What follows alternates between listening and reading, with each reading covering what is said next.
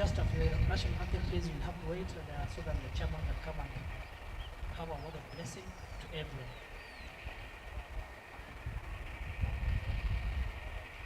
Mariam, we're still waiting for you. Dano.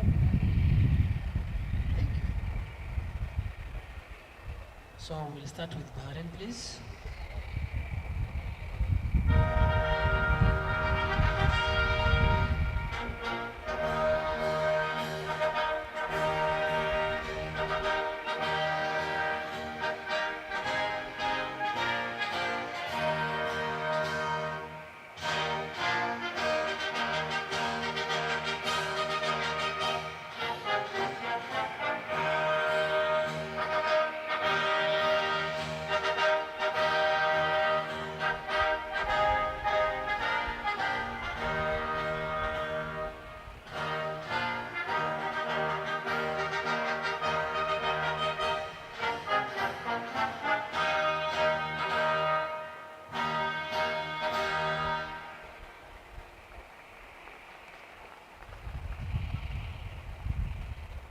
Kenya National Anthem.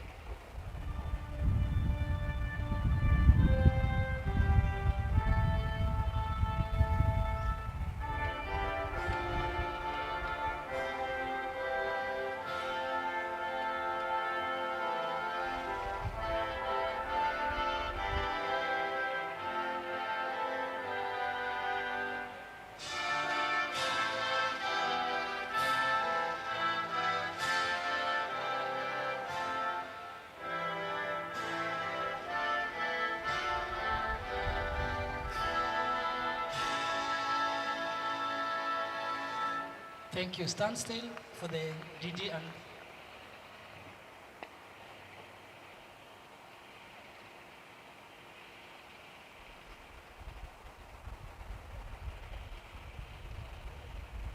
that is Cricket Kenya Chairman and the Development Director, Thomas Sullivan.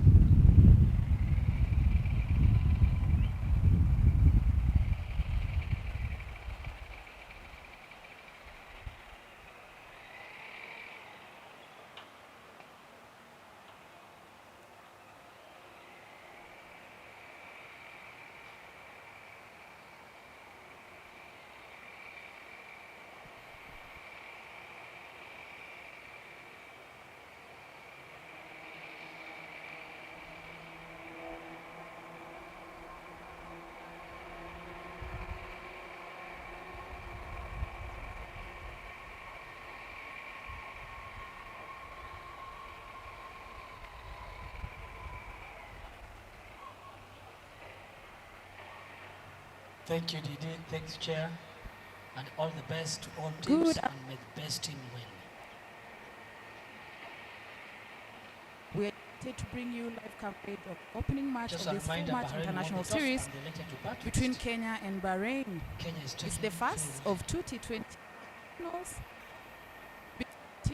to a 50-over format. For Kenya, this is opportunity on home soil and the Bahrain, meanwhile, arrive with a reputation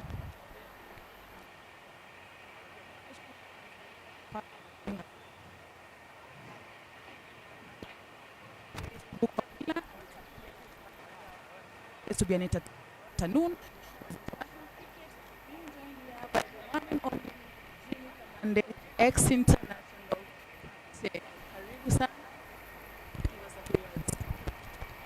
Yes, good afternoon, everyone, wherever you're watching us all over the world. We are here in Nairobi Gymkhana for the first T20I between Bahrain and Kenya. As you all know, earlier on, we started with the toss where Bahrain called it right and they chose to bat first. Charles Kariuki, Dennis Agara, team manager. At the moment, we have umpire.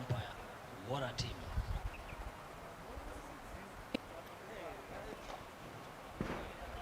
It's actually good to see him back. I can Sachin Buddha and the top players that Kenya have chosen to take us through this tournament. It's also still walking in Shashikant, former international cricketer, with Charles Kariuki Mwangi, the two umpires for today. This pair is Nairobi Gymkhana, very, very famous when it comes to international cricket. Big matches, including World Cup matches, have been played here. The two teams who are both preparing for the 50 overs Challenge League.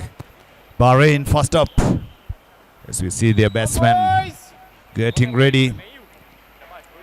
Number 37, 95. Yes, Paris, both teams, they've got a big task ahead. The Challenge League coming up. Bahrain will be heading to Tanzania after this series. Is a 2 T20s and 250 overs coming in. Good preparation. They'll be playing in the neighboring country, that is Tanzania. As you can see, the ground there, beautiful. Being a Friday and it's an afternoon, people love T20 International. You'll see them streaming in as we all getting ready for the first ball up. The two batsmen walking in for the Bahrain. Lefty, We all know Bahrain. They are very much accustomed to the T20 internationals. Opening bowler for Kenya. 3 or 4 players in their team have played more than 100 T20Is.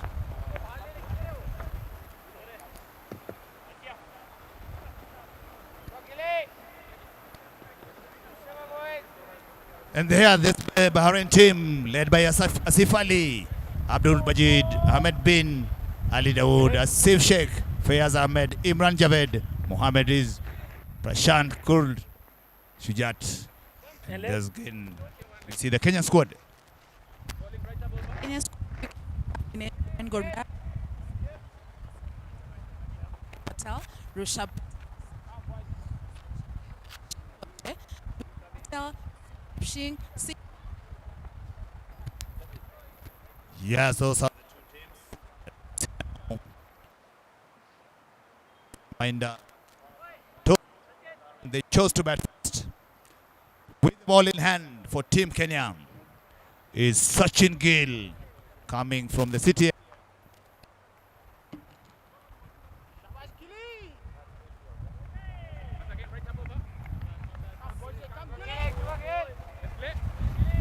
Asif, captain for Bahrain. Fast ball up. Nice movement. A bit of slow bounce, Perry. We've been around the league here in Kenya. The 50 over league has been continuing. Before that, we had a T20 normal league here in Kenya. So the pitch is not a fresh pitch, it's a used pitch. So there'll be some uneven bounce here and there, because once you have a pitch that has been used more and more, you can see it looks very dry. As you see again, Gilog coming in again, short of a length this time, again beating the outside edge. Jimmy Kamande, what are going to play for Kenyan bowlers at the moment as we are starting in the first properly? Yes, the conditions here today, Nairobi Gymkhana has always been a good batting track. As I said earlier on here, it's a used pitch, it's not a fresh pitch. So I expect some turn from the spinners. It's a good toss to win. Obviously, even on my end, I could have batted first. Again, now big swing, and again a miss. This is good start for Team Kenya. Sachin Gill on the money. He loves ball into the left-handers. Looks like he's really enjoying it so far, and it should be an advantage for Kenya. With our team identity, Kenya has the home identity, home advantage at Nairobi Gymkhana, a blend of experienced internationals and promising younger players, and of course, athletic fielding unit. So let's see how this pans out. You can see the captain Asif Ali, the lefty. Again, short of a length, this time makes contact, but goes back to backward point where Vishal He's controlling. That is one of my favorite areas when it comes to fielding. We always say, save a run here, create a chance, put pressure. Prashant Krupp is the opening partner of Asif Ali, yet to get off the mark, Bahrain. And just to mention a few identity points for Team Bahrain, one of Asia's steadily improving associate teams, and a strong multicultural squad with experienced domestic players, and they are very aggressive with the white. So this is actually going to be interesting. Looking at the table, they are ahead, number 30, and we are number 33. Again, short of a length. This is brilliant start, brilliant bowling by Sachin Gill. Yes, Perez said Bahrain, they are very much accustomed to once they hit on top 25 in the world when it comes to T20I ranking. So you see some few changes on the field placement. After third man comes up, we've got the deep point in place now. Sachin Gill obviously is going to be moving the ball away from the lefty. So most likely the areas the ball going to be hit is on the offside. Here he comes again. Again, play and miss. One over there by Sachin Gill to start things off. It's a maiden over for Team Kenya. And as that over comes to an end, let's also highlight the strengths of Team Bahrain. They are fearless in batting.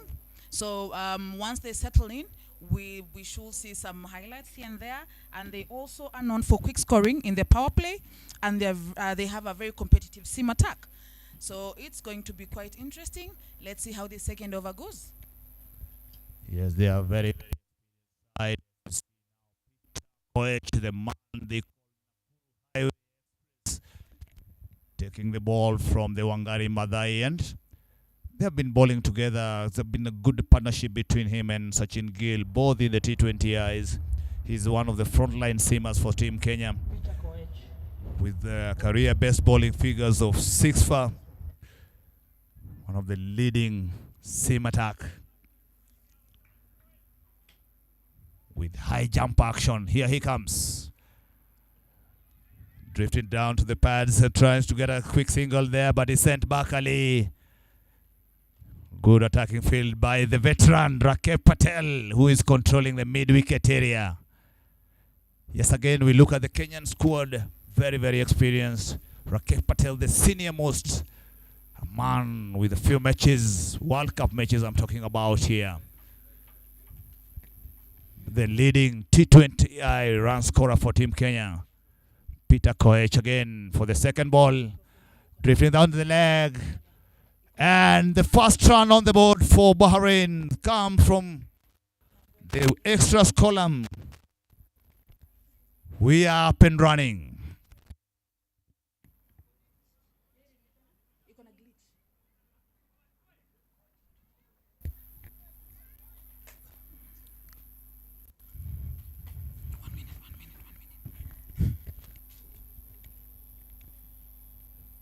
Again, Peter Koech.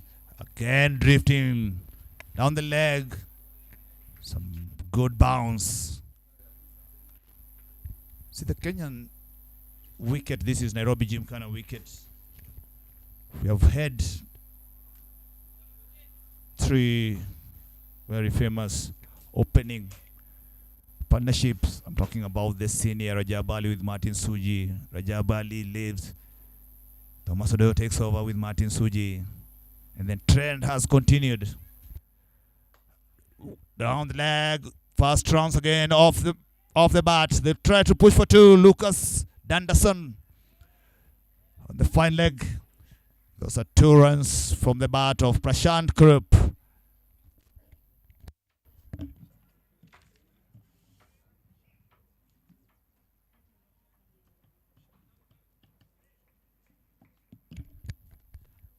Prashant Krupp also there.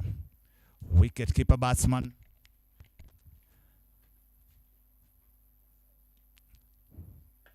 That's better length from Peter Koech. Peter Koech is not the kind of bowler that moves the ball that much like Sachin Gill does. But with his high arm action, he gets that extra bounce. So his strength area is more of short of a length.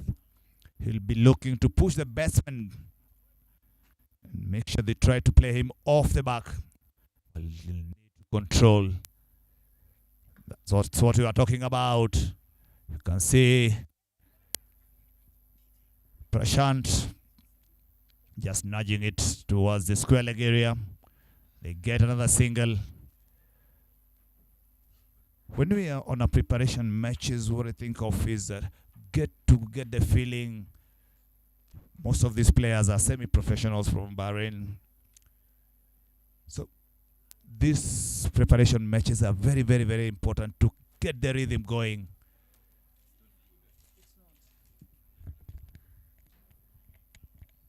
As a batsman, you need to have a few runs under your belt before heading to a big tournament like the Challenge League. There is never a better place to start the preparation than here in Kenya.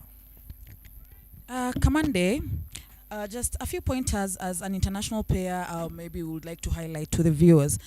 In the power play, like what we're experiencing right now, it's very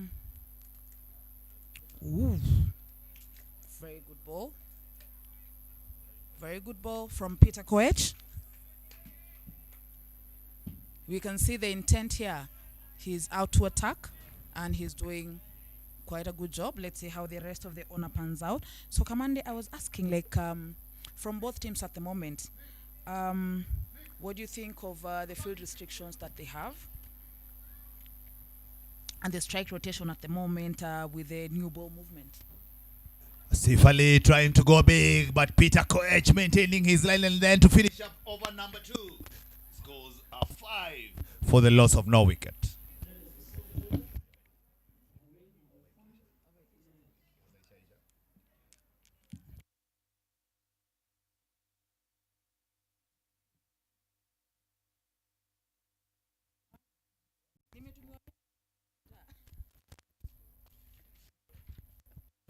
And we look at the teams today: Duran Gondaria, the captain Shem Goche, Sachin Gill, Rishabh Patel, Shubham Patel, Sukhdeep Singh, the wicket-keeper batsman, senior pro Rakeh Patel, Sachin Budia, the middle order batter, Lucas Danderson, the veteran seamer, left-arm seamer, and the young leg spinner Vishal Patel, with Peter Langat, the paceman, completing the playing 11 for Team Kenya for this game.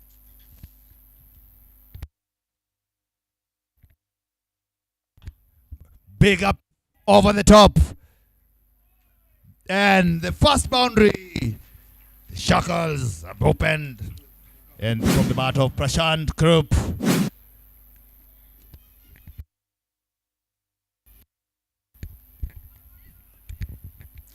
That's a very good, well played from Team Bahrain. As we are all aware, we know they are known for striking and their aggression when it comes to batting. So do you think that the Kenyan team should start try to restrict as the way they've been doing in the past 2 overs, Jimmy?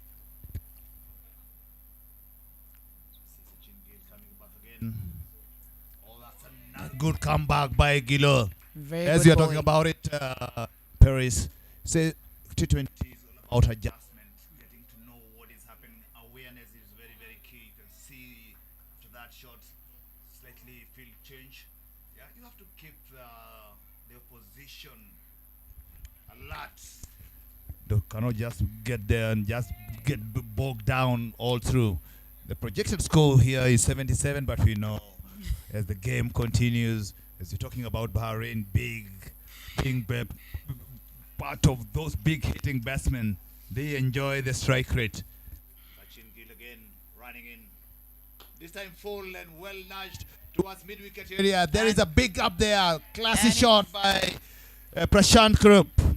And it's going to go for a 4. Very well played. Very well executed. Very well executed. You can see the ball rolling down the pitch and over the boundary. And the score goes up to 13 for no. 3 balls to go in this over. Talking about field adjustment, you can see we're talking about keeping the opposition on their toes. That ball forced. This time short of a length. Struck towards point. He feels like he has missed out on an opportunity because nowadays on a T20 international, any room gets punished. Sachin Gill lucky there. But that's what we call cricket. All those things happens. And Mr. Jimmy Kamande, also Prashant Kurap is the man to watch. He's one of the strongholds when it comes to batting for the team Bahrain. And I hope the Kenyans are ready for the task. Well nudged towards third man area. They'll try to push for two. That's well fielded by Sachin Budia. So as we're talking about the preparations are very different from the tournament strategies And execution.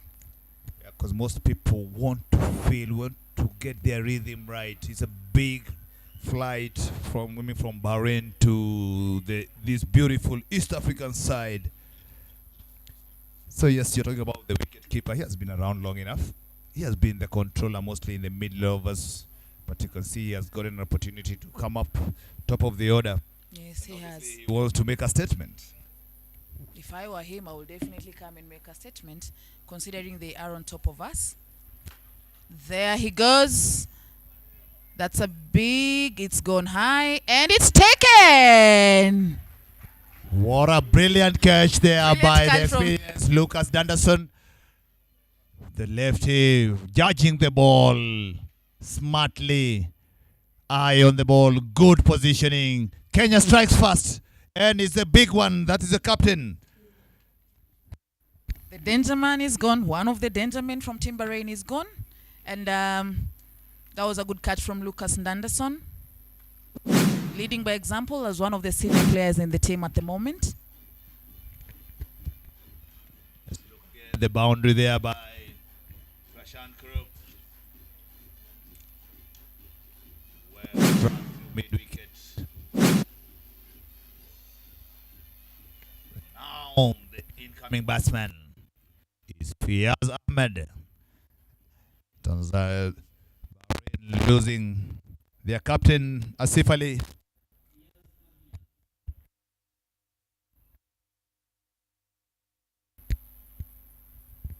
What a start in the power play. They are Kenya's first wicket in the power play. And you can also see in their body language how it makes a team very happy to get a wicket. Yeah, we look at it again there. Good length ball. Asif Ali trying to go over. Ball went miles away. Lucas Danderson making sure he completes the catch to give Sachin Gill the first wicket in the Kenyan team. It's 14 for 1 as we get to open number.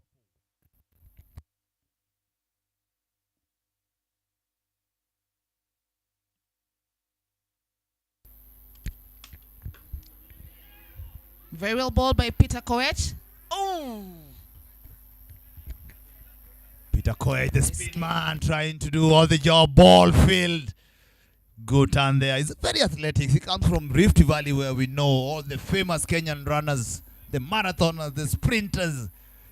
So expect a lot from this boy. He never tires. Absolutely. I have trained with him before when we were doing coaching at some point, and he is very athletic, even to the young ones that he tries to bring up.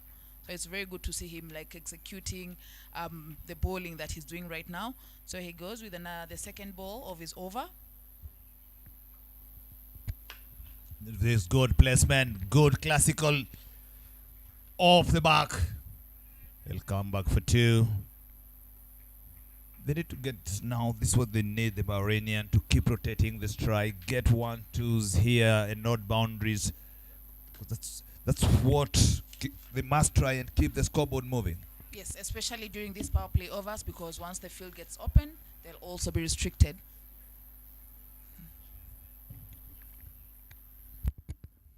Prashant Kurup doing all the work. Big swing, an inside edge. Lucky. It's bat pad. They just get a single.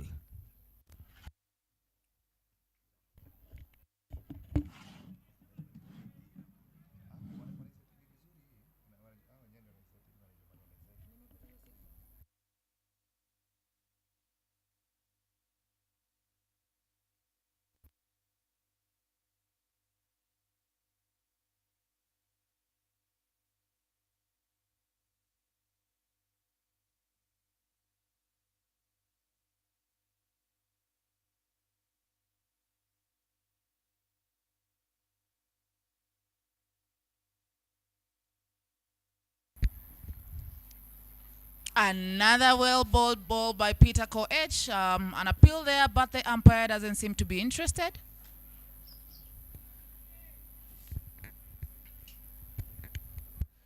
The umpire Shashikant, a very hard-hitting batsman in his days. This is what we like to see, former players coming in, trying to help the game. There's so many different ways you can help the game. And Shashikant chose this way. Again, Peter Koech, good areas. Right on the money. Hitting the deck. There's a bit of slowness on the pitch from where we are sitting. There is a gap. At the square leg there, I'm sure that is what Fiaz Ahmed is looking at, playing soft end.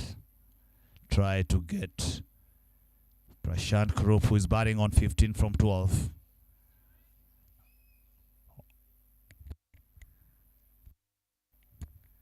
Peter Koech again, big swing. Bit of misfield there by Rushabh Patel to give Fiaz Ahmed his first run as we come to the end of over number 4. It's Bahrain 18 for the loss of 1 wicket.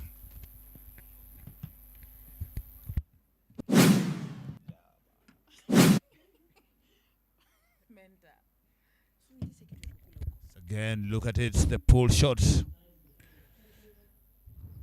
Those are the boundaries by Bahrain. The short one, he followed up with trying to bowl a full one. It was dispatched, but he came back strong, hitting the deck, and he got a reward. That brilliantly taken catch by Lucas Tenderson. And with that catch, the captain has been motivated by the effort of Lucas, and he has brought him now to bowl from the City end, replacing Sachin Gill.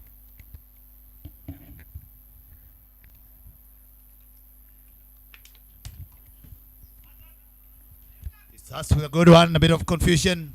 And that overthrow there by Vishal at point.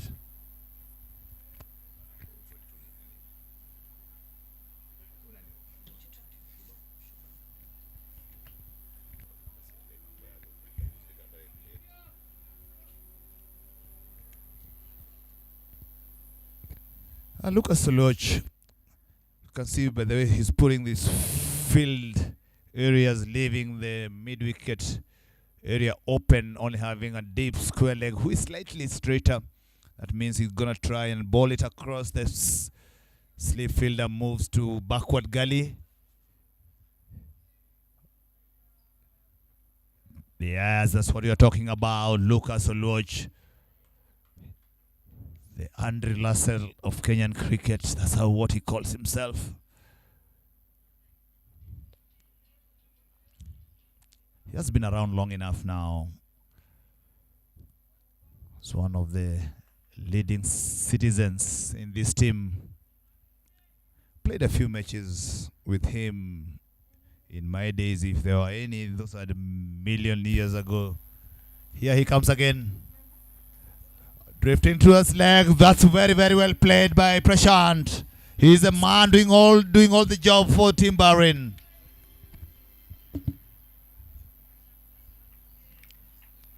Exceptional shot from Team Bahrain. Very well executed, and it rolls away for 4 runs. We talked about Prashant. It's not just a T20I cricketer. He's a very smart batsman. You can see those kind of shots. Well in position. Just putting up the bat straight up with fine leg up. Here Lucas comes again drifting down the leg. Charles Curry, Mwangi, the Empire from the City end, stretching his arms.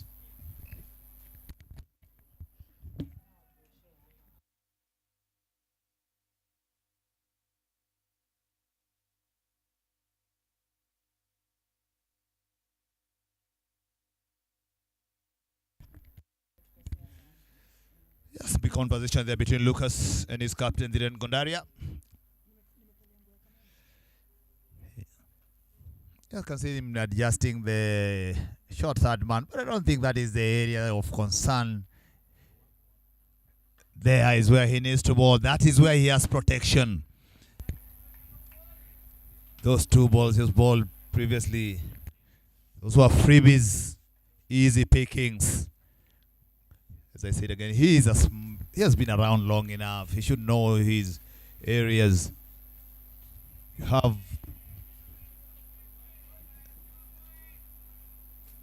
6-3 field. Oh, that's better. That's straighter. Very big appeal. Umpire doesn't seem interested, but we can see the intent from the Kenyan team. He signals leg by.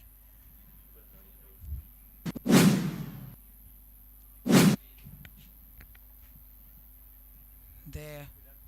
And that's a very huge appeal.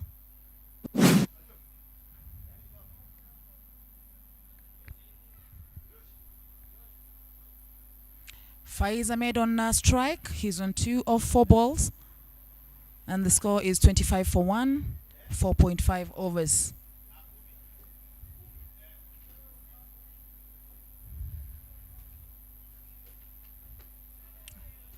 Very well bowled from Lucas. He's up for the task.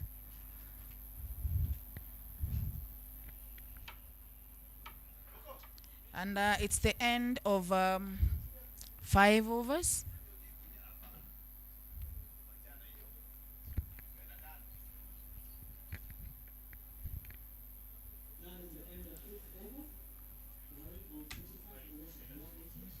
Can see Shemgoche getting ready. He's coming in to spin one of our strongholds, one of the strongholds in the Kenya team.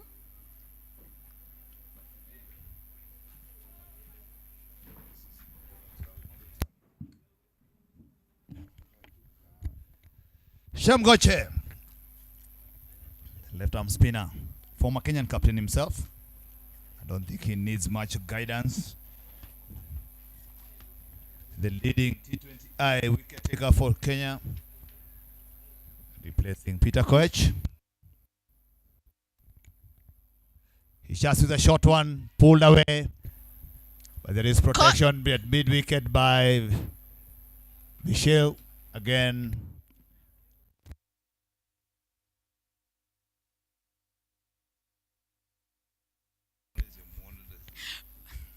Very well stopped by Shubham.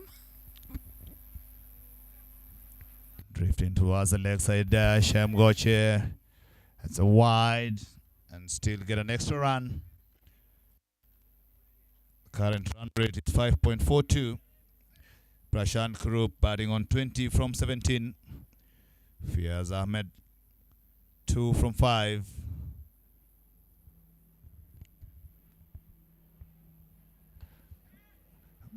That's better from Shem. That's definitely his line. He has that drifter that comes in with the new ball. Good pace, good variation. Well nudged towards long on for a single.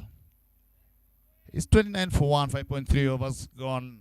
But it is Prashant Krupp who is batting on 21. Having lost their captain Asif Ali earlier on. Driven down the ground. This might be mid-off and it will go down from a boundary. He tried. He tried chasing after it, but it was too fast for him. And the score goes up 3 for 1. 2 balls to go in this over. See, he giving himself some room there to try and bisect the two fielders. Peter Koech Langat, we said he's fit, but he could not get there unless he hires a tuk-tuk.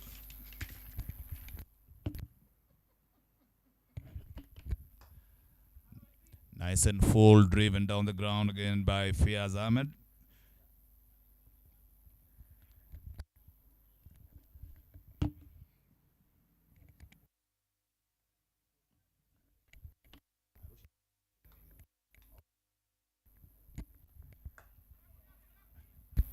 Nice and full by Shem to finish up over number 6. Power play down. It's 34 for 1.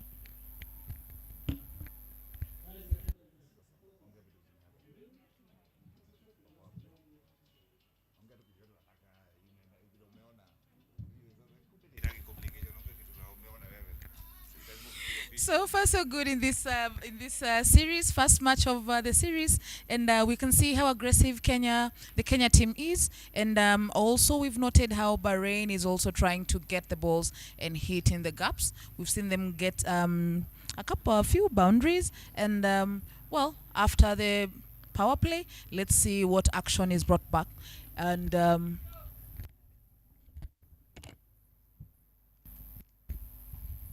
We are back. Faiz Ahmed, 7 of 7 balls. Prashant Kurup, 21 of 20 balls. The projected score is 113. It's gone a bit high. Kamande.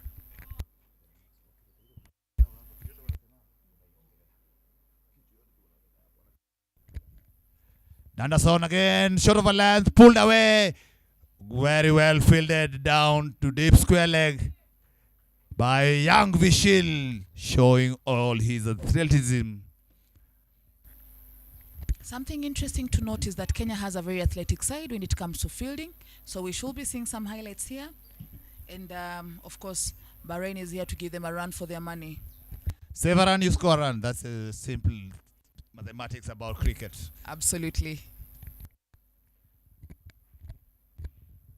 Lucas again, drifting down the leg. This time, very, very lucky. There was some touch on the clads of Prashant. He will feel like he has missed out there. Yeah, but now with the field, again changes now after the power play. Lucas now, this is the time, this is a period now, he's try and tighten up. We talked about bowling outside of the ball, going across. Here he comes again. And a miss. You see, this is what we talk about adjusting. When he was bowling in power play, we talked about bowling to the offside, making sure the batsman doesn't get much room. But once the field gets open, you tighten up the line. You make sure you try and bowl stumps to stump. Give yourself a chance of getting somebody LBW. We talked about this wicket has been used before. Here he comes again, Lucas. Yes, those are the areas we're talking about. No much timing by Kroop this time. He just get a single towards the square leg. And, you can also see the frustration on the Bahrain players at the wicket. When they try to hit and something doesn't go their way, you can see how frustrated it's getting. So we are here for it all. We are here for the action.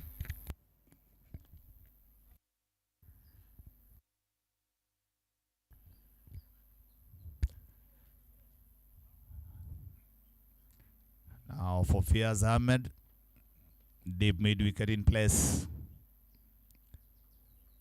You can see himself setting himself up. He wants to go big.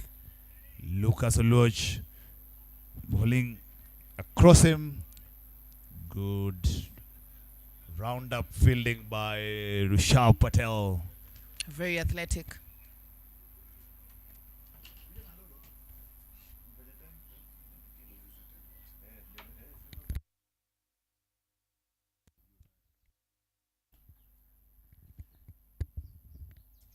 You can see Fiaz Ahmed is waiting for the full ball. Lucas, very, very smart there. Where is the backup? Over number 7 done. 37 for 1. Prashant Kurup batting on 22 from 23 balls. Fiaz Ahmed, 9 from 10. Current run rate is 5.29. Lucas Oluoch just done his second over. 9 for 9. And now, see some changes again in bowling.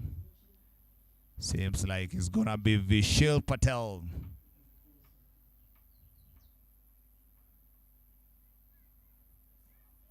The leg spinner. the homeboy. He plays for Nairobi Gymkhana.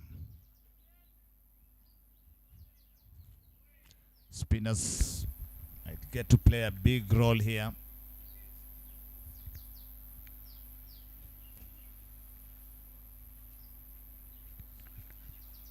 Here he comes. Well, good start. Good areas from the word go. Since a bit of turn there by the leg spinner. Yeah, very well restricted. One of the youngsters in the team as well. He comes up. He tries to go big. Koya should go there. But just a step slower. Good effort. They take 2 runs. You can see the aggression. If they get a bad ball, they'll punish it. That is what Bahrain is waiting for. They are respecting the good balls, but when they get a loose one, it's going to be punished. That's the intention. I can see them very well fielded by Peter Koech. He couldn't quite get there, but well fielded.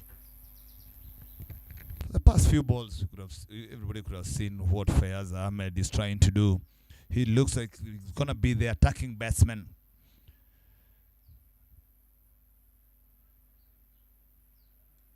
Good again there by Vishal, keeping his composure. And the pressure keeps building. The more dot balls, the more pressure it is for Team Bahrain. This time a base shot over land. Couldn't quite get it. Just tried to, but he just couldn't quite get it. Very smart bowling again from Vishal. He's a youngster I followed up for the last 4 or 5 years, Perry. Well struck. Good placement. 1 bounce of 4 over extra cover. Bahrain is coming at it. Score is 43 for 1, 7.5 overs. 1 ball to go in this over. Faiz Ahmed, 15 of 15 balls at the moment. Very well played. Prashant Karup, 22 of 23. Slowly, the score is climbing up, and they're getting a bit comfortable on the crease. So what do you think the captain for Kenya should be telling the players? I think they're getting accustomed now, the Bahrainian, this world cricket. They have enough leg spinners in their squad themselves. They might think like this is an opportunity for them to try and accelerate, put the youngster under pressure. Here he comes again. Sharol then well punched towards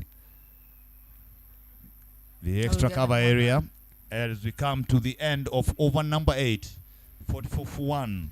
Out batsman is Asif Ali, and on the crease is Prashant Karup in the company of Faiz Ahmed. Yeah, they'll need a partnership here. They will need, every team has their own team plans. Absolutely. Partnership of 30 of 30 balls. Faiz Ahmed, 16 of 16. Prashant Karup, 22 of 23. So we're yet to see what they have in store for their team as well. I'm sure that's a message from the captain. Usually that happens when you send someone in and he's just given back his helmet. What does that indicate, Kamande? Change of ends for Shem Goche, having bowled 1 over from the Wangari Maathai, and now coming from the city end. See, that's why you got the technical bench in place.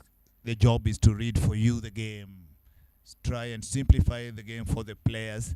So obviously they're in a situation now where they know what is their target. Shem comes in, starts to full toss, driven down the ground towards long on.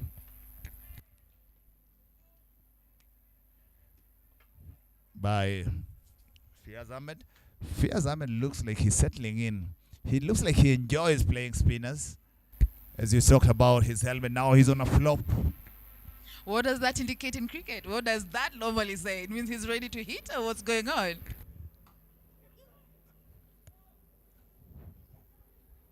Up and over, they'll try to come for second. But good work there by Rakesh Patel, controlling the long on area. Yes, every batsman wants to see the fielders chasing around the ball flying.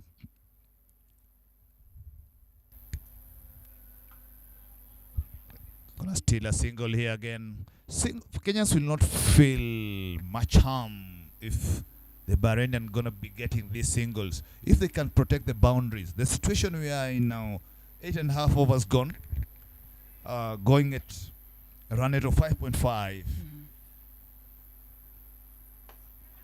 As well. Yeah, they're safer. Yeah, they're safer with the singles than boundaries at this particular moment.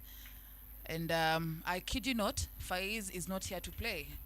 That sign of giving back the helmet, he's already seen the ball. It's as big as a football, and he's ready for it. Usually that's what happens. So let's see what he has in store. I'm sure Bahrain would be looking to get something around 140, 150 from the situation we are in here. Down the track, Shem Goche saw him. And we talked about Shem, he's an experienced cricketer. He knows what is coming.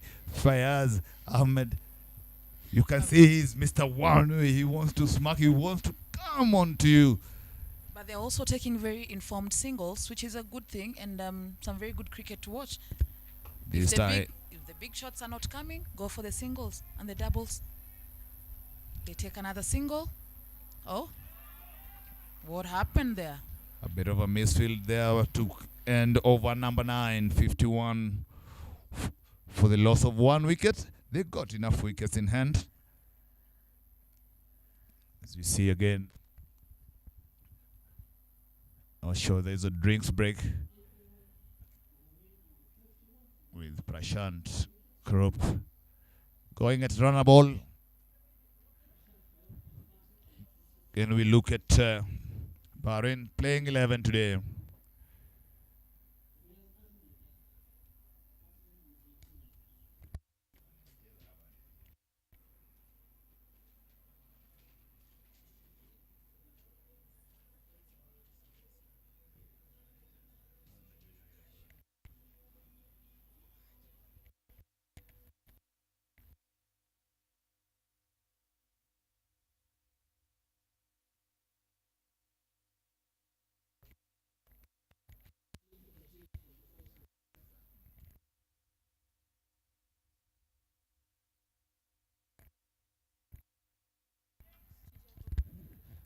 Partnership growing 37 from 36. He tries to go big. For Yaz Ahmed, it was coming. That's a big one. Over the roof. An absolutely fantastic shot. And here they go. Faiz is on there. He's on the loose now. And I am sure he was looking for that. Remember when I asked you what his intent was when he gave back the helmet? Here we go. 25 of 20 for Faiz. And clearly he was preparing to start hitting big. And that sends a message to the Kenya team. Yeah, partnership growing here. Fiaz Ahmed. You can see him opening up as the first 6 of the series. He's a strong lad. That one we used to say up, up, up the trees. As we look at the shot again. And it disappeared into the trees. That was a huge one. At a Vishil's action. Bowling it a bit wider off his crease.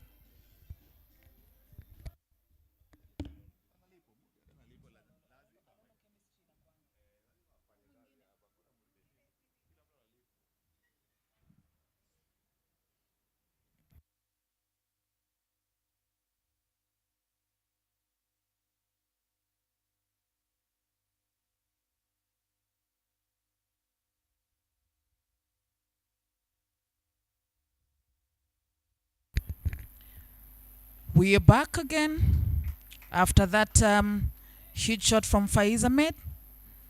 Score is 25. He scored 25 of 20 balls. There we go. Yeah, now you can see the projection score now moving to 124. Vishil under pressure. First ball, big one. Second one's going to happen. Good comeback. Straight back to him. I like the confidence. This is what I like about being a young man.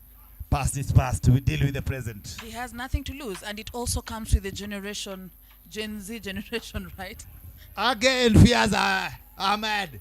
This time over extra cover. Another big six. No room for Fiaz Ahmed. He's freeing his arms. I was definitely right. Something big was coming, Jimmy. Something big was coming. We can see Faiz in his element. He's just getting warmed up and getting ready. Yeah, I can see again. Giving himself room. Classic shot.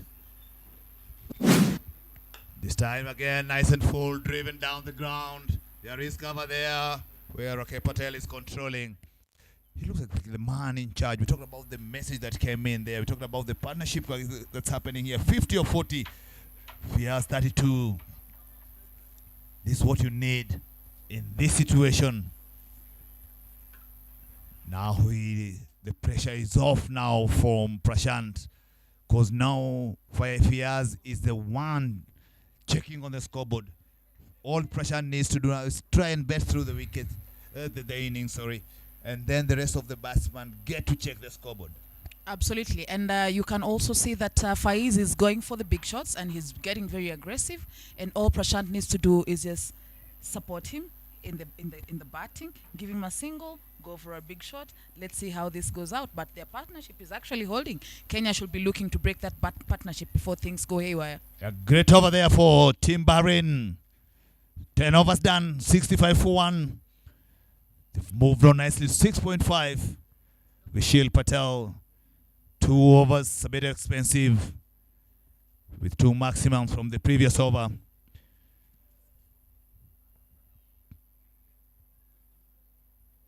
And change on the commentary box. Here comes David Alolo Koko Beware Asiji. Karibu sana David Alolo. It's also your birthday. Happy birthday, Coach Monoma. Oh, it's a pleasure to have you in the commentary box. I'm telling you. Karibu sana. Thank you so much, Perry.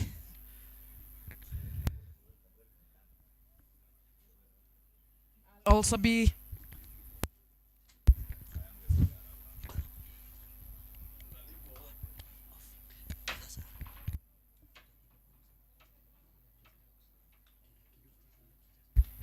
I'll be welcoming Mr. Dan Okinyo in the commentary box as well. I'll take a short break and we'll be right back, but you are in very good hands. Karibu sana Dan Okinyo, my former coach when I was still a player. Karibu.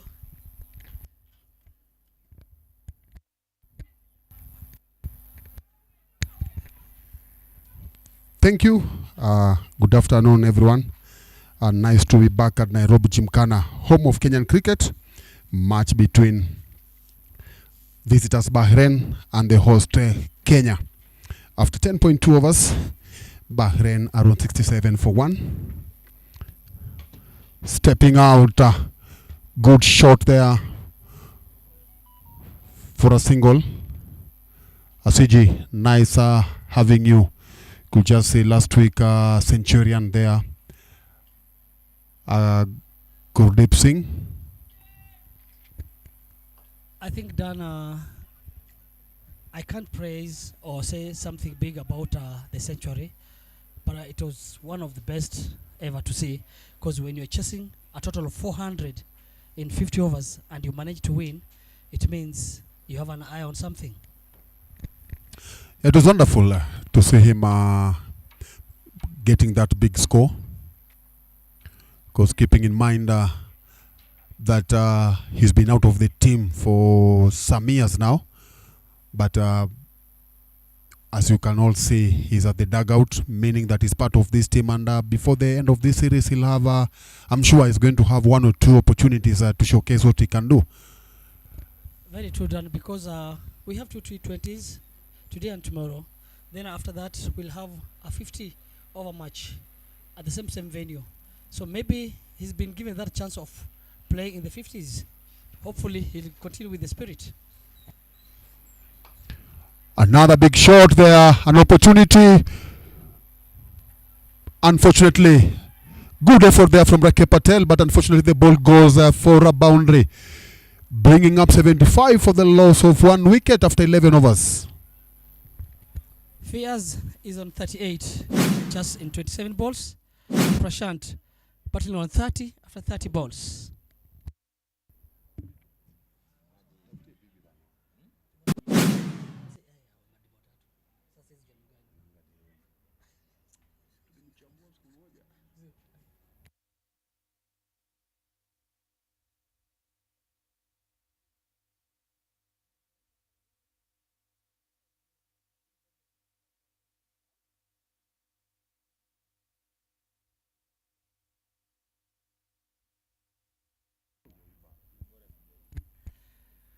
Lucas Oluoch coming to replace Vishil.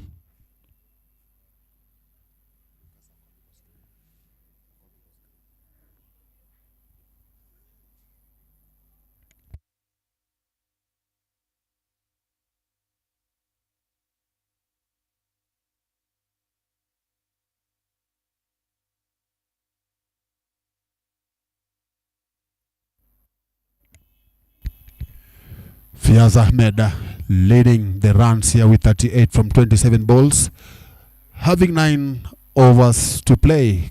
Current run rate, a good one, 6.82 with 9 overs to go. It can be accelerated. Good to see a crowd surging here at the Nairobi Gymkhana. It's been long since we saw people coming in to watch an international match pitting on national team. Yes, Lucas bowling his stud. Good slow ball there.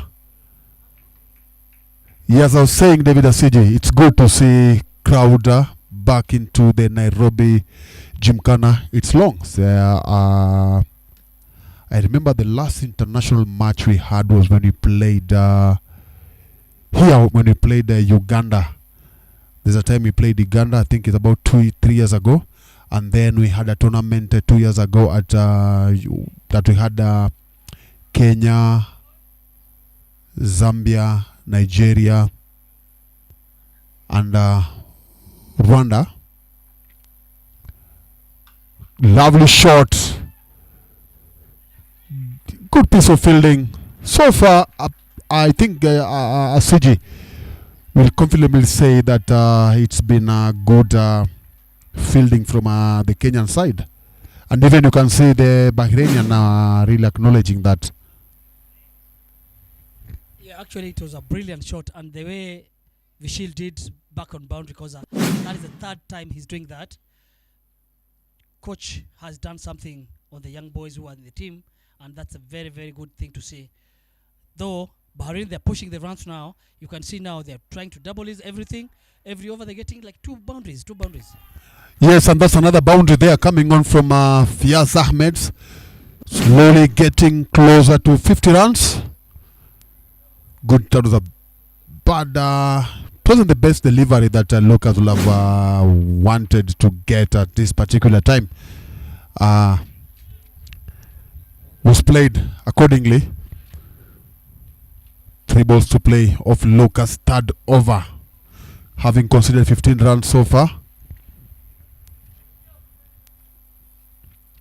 He was one of the players that saw his team lacking 400 runs in 50 overs. So he has something to prove. I had a chat with him and he told me that he didn't have a good time on that afternoon, and also he attributed also that they missed about 2 of their senior players. So yeah, I think that he gave that as one of the reasons that his team didn't do well. But now this is a different ball game. He's putting on the green color of the national team. So far 17 runs from his 17 balls. Not bad. Actually, Dan, talking about the 400 chase, if you look around our league, the way it's going on nowadays, if you win the toss, you bat first, and after batting, every team now it's managing to score more than 350. It seems the wickets are in different shape, or the batters have improved.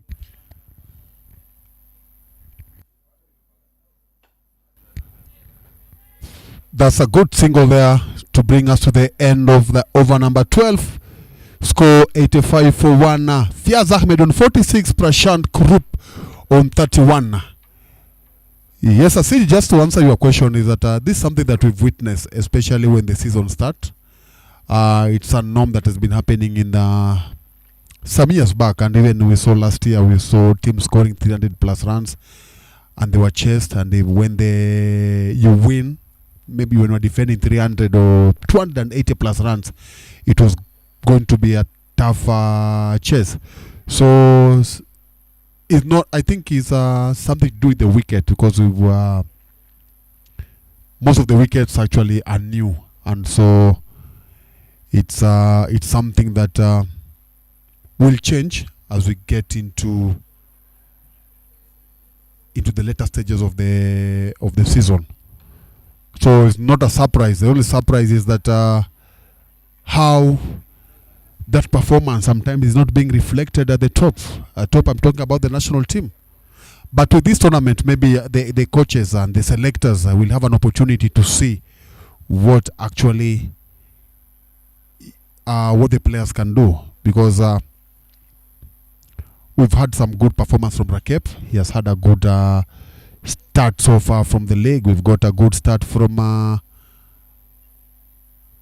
Diren. So it's an opportunity for them to showcase what they can do at the top level.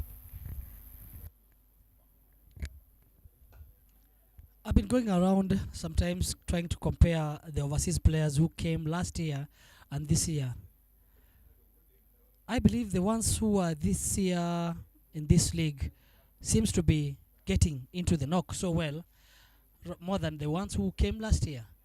And again, the bowlers also, I've seen some few bowlers getting fifers, so it means everybody is doing his part. Yeah, that's how I say that it's going to make the work of the selectors easier, to say that you are given an opportunity at the national team. Can you replicate the same at the? Are you replicating what you do at the club, at the national team? So bowlers also have done well. I'm so impressed with Kowech. He's been outstanding at Swami Bapa. Shame going back to Swami Bapa. I'll say he's taking some time before getting the rhythm at Swami Bapa. Yes, 13 overs gone, 7 overs remaining, 89 for 1. Fiaz Ahmed only 2 runs short of a half century. Prashant is on 33 from 35 balls. Shem Goche finishing his spell with no wicket for 30 runs. That's the beauty of Nairobi. Don't mistake those buildings thinking that is the city center. Those are the new houses coming just next to the city park. That is the northern part of Nairobi.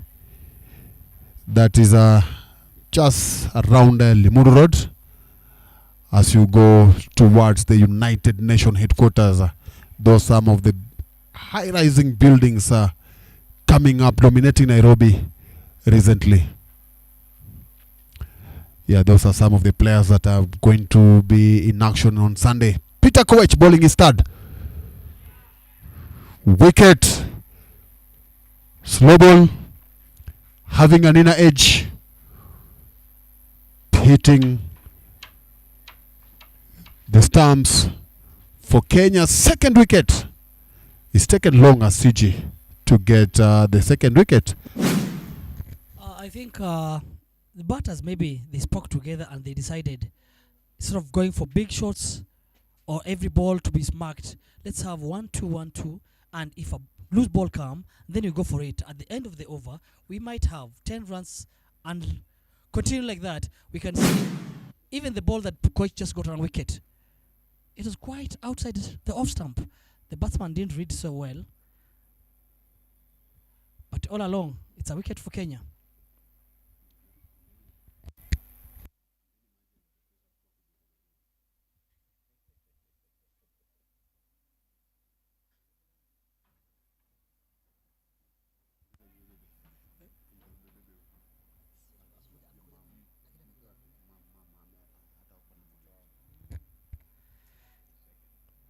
New batsman, Sohail Ahmed.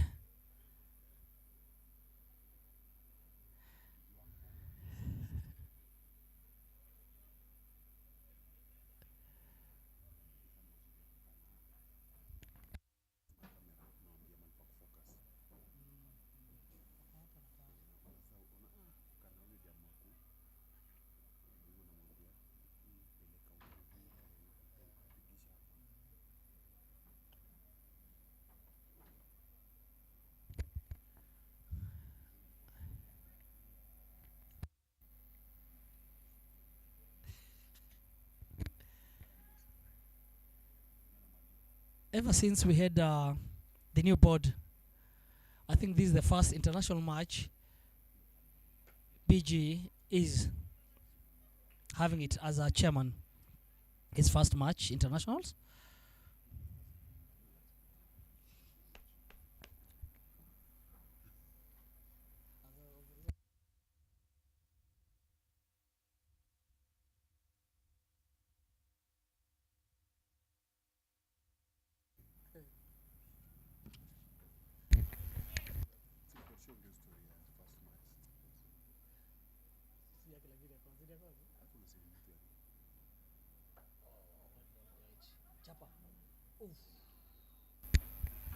That was suicidal there.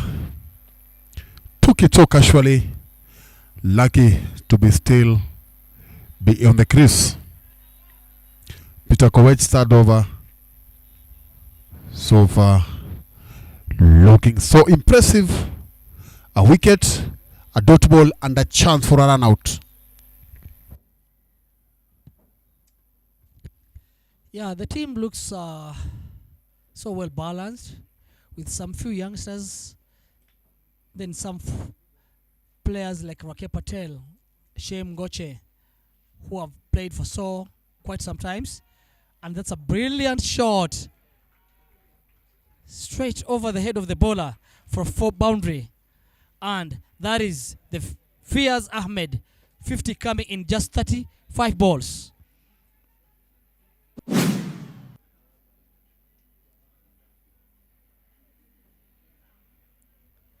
Ball was pitched quite short and took one step forward and smacked it.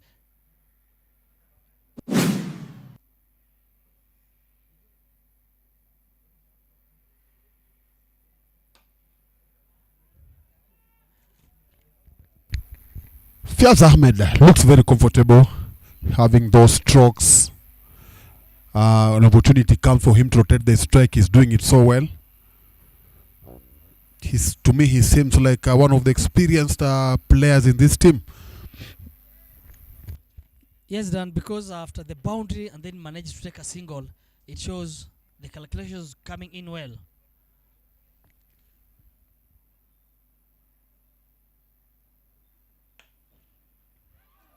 Oh, just a drop. Coming from the captain, Dian Gondaria. That is the end of the over number 14. Bahrain on 95 for the loss of 2 wickets. Current run rate of 6.79. Having a projected score of 136 if they continue like this.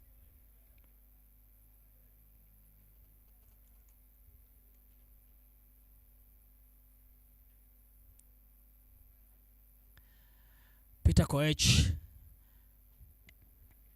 finishing the 3rd over, collecting 1 wicket, giving away 15 runs.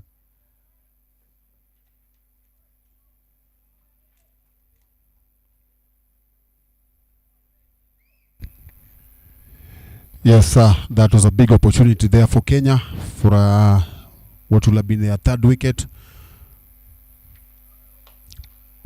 Brilliant shot there once again from Fiaz Ahmed.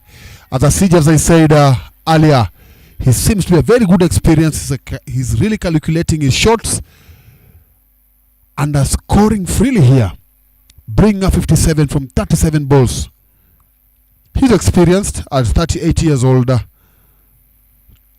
Turning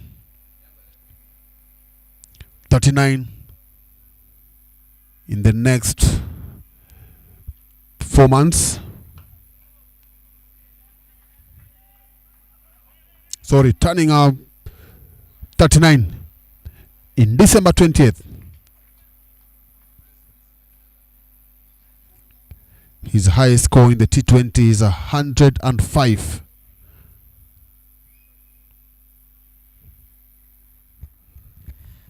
What I like about him is after taking a boundary, definitely the next ball it takes us single and moves to the other end, giving another batsman a chance also to continue doing something. That's a very clever batting from him.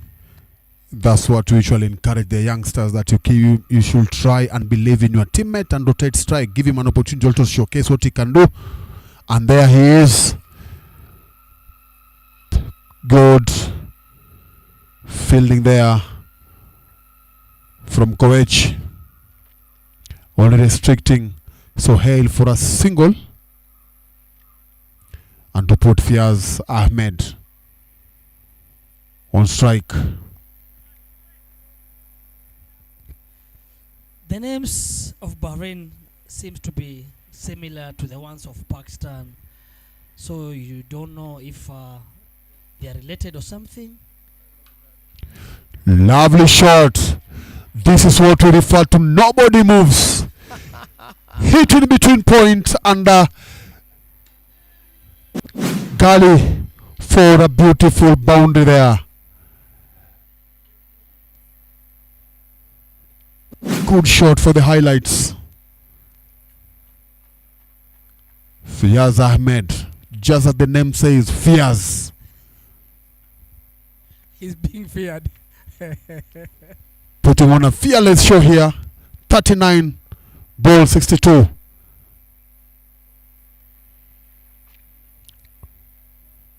If he keeps on staying here, a CGT projected score will not be 143 and 43. Sorry, it will be 160 plus. Lovely. Once again, as you said it at CG, get a boundary, give your teammate strike.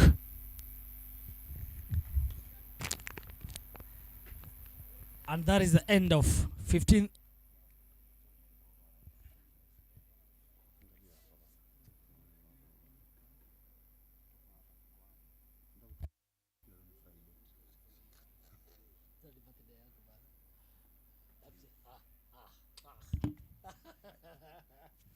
Kaka, your team.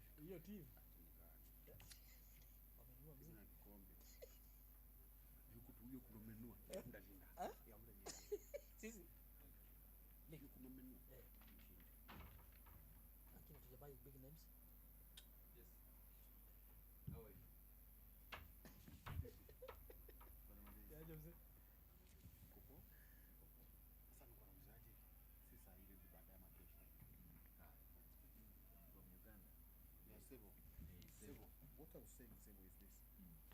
Not necessarily now or tomorrow, or maybe tomorrow. We'll appreciate it.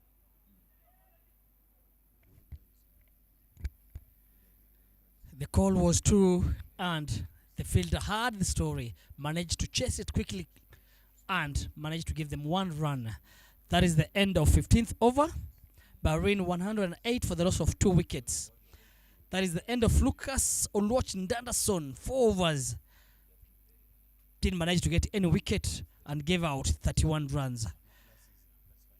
Just managed to give up 3 boundaries on the last over, of which managed to push his bowling figures to 31. And the big man, Fiaz Ahmed, trying to quench his thirsty. You know, his age really matters again. So he has to take good balance of himself to maintain the energy.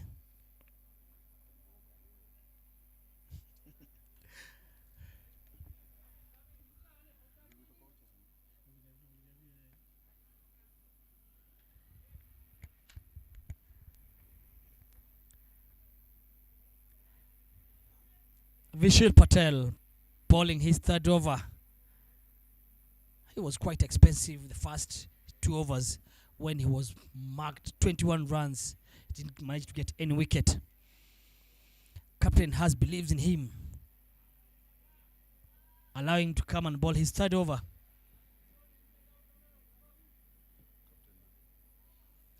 Dylan Gondaria.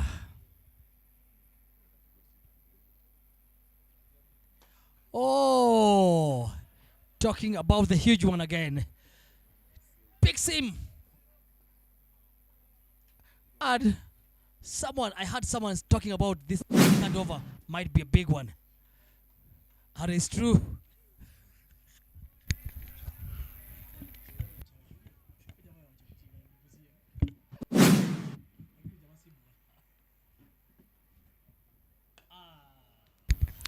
consecutive sixes. 2 consecutive sixes there from Fiaz Ahmed. Really making life difficult here for the young man, Vishil Patel. Now, this is the moment whereby now, ACJ, you really need to show that spirit of, am I going to give down? Am I going to give up? Am I going to be demoralized? It's not easy, but again, he's bowling to somebody who is a strong batter. 75 from 42 balls is a big. It shows what kind of a batsman he's bowling to. Better, good dot ball. But again, Dan, it's good to see the captain and the wicketkeeper just after that second six. Both came to have a word with him, and he managed to get a dot ball. Talking about the dot ball. What about the dot ball, ACJ? It went for 85 meters. Big shot. That's a big one. Yes, it is. Big and long. Just look that elevation showing the skyscrapers in Nairobi.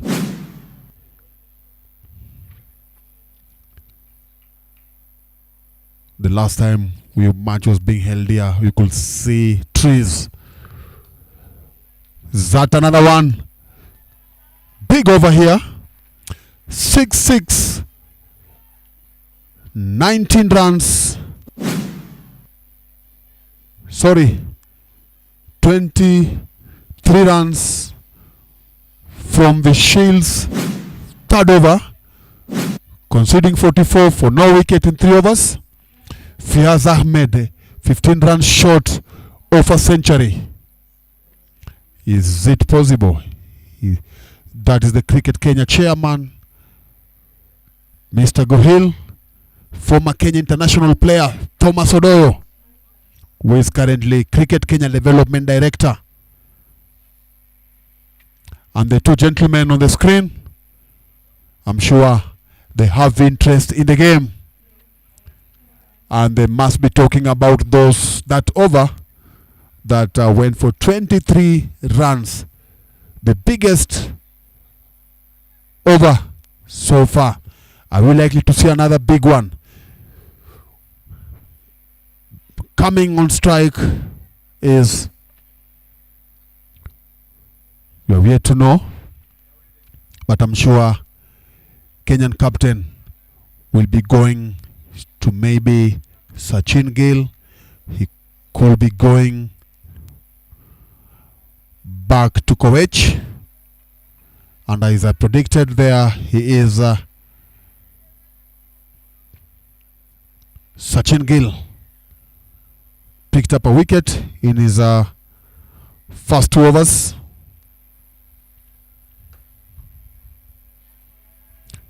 Could that be 2 runs?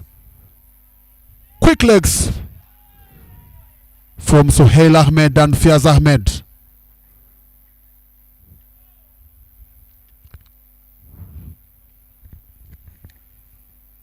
Reminds me of Mohammed Sheikh. It's only that the other one is Mohammed and this one is Ahmed. Will it be 2? Good call there from Fiaz, telling him, let me try and enjoy this remaining 4 balls over Sachin Gill's third over. Yeah, Dan, you had said earlier that he has a highest of 105. Maybe he's looking to break that record and in Kenya. Oh, should be a no ball maybe. Let's wait for the umpire to see the signal.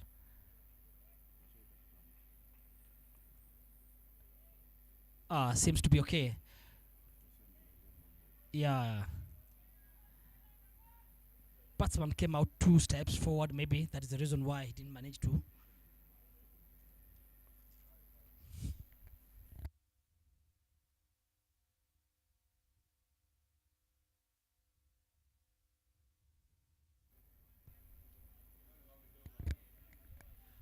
Sachin Gill has just bowled so brilliantly so far. This is a third over, giving only 13 runs.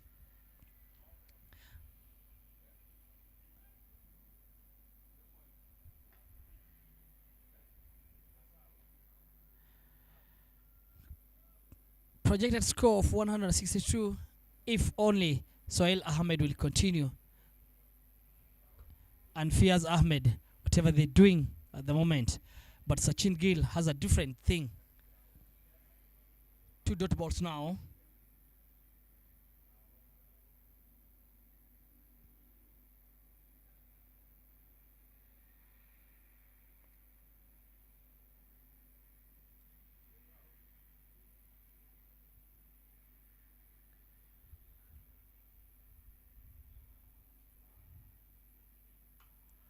Oh, that's a slap.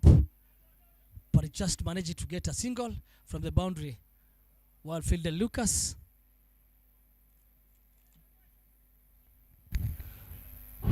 Last year, Fiaz Ahmed scored 1,251 runs from 37 innings. And he was not out 12 times. 3 overs to play. Scores 136 for 2. Projected score, CG, as I told you, is above what was there 3 overs ago, which was 130. Now it's talking, we are at 160. Thanks to the man with 92, number 92, Fiaz Ahmed.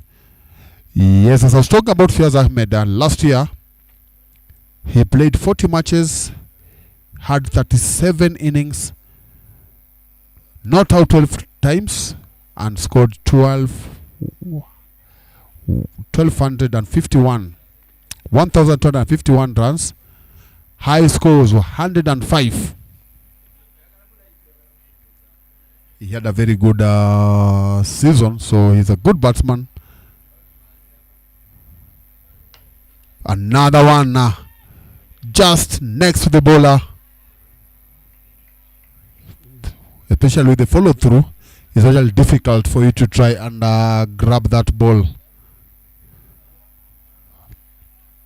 So you are caught in between completing your follow through and stopping that ball. If you are not careful, you might have an injury. Yeah. So sometimes you need to trust your fielders and just let whatever will happen. Then talking about his highest of 105, did he manage to score it in any World Cup League or World Cup qualifiers?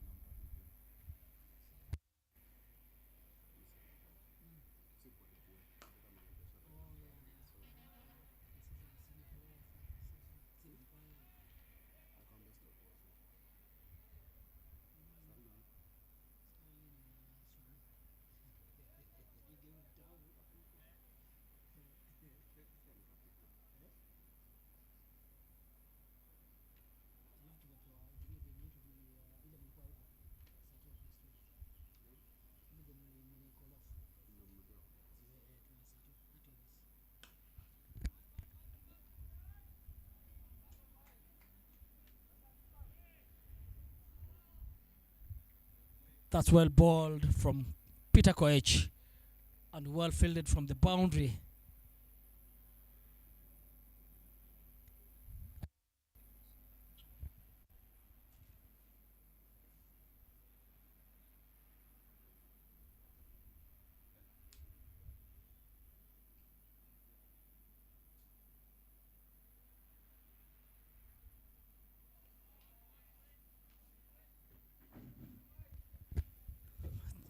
Well bowled, Peter Koech. That is the end of over number 18. 142 for the loss of 2 wickets. Current run rate of 7.89. Koech just finished his 4th over. Managed to pug 1 wicket and gave out 21 runs. So far, projected score we might get into 150 if 7.89 will make it. Sohail 88 in 48 balls. Sohail Ahmed 12 after 15 balls.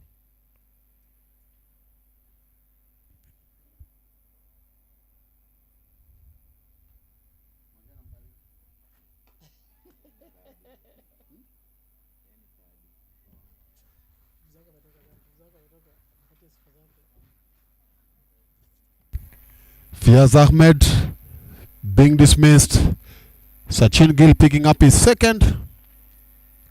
But that was a very good knock from him. Good entertainment. Up in the air and safely being caught by the bowler. Cotton Boulder.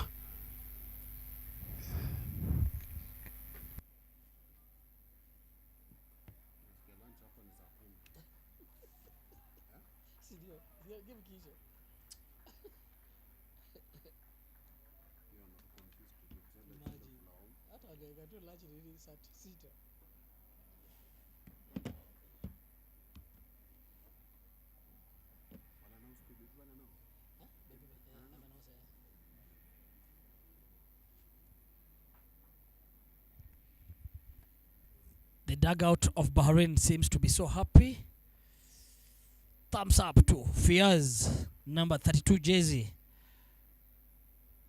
giving them a smile on their face.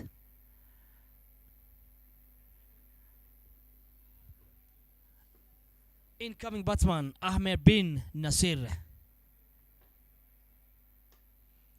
Oh, fast shot, look at that. Well fielded from Rushabh Patel.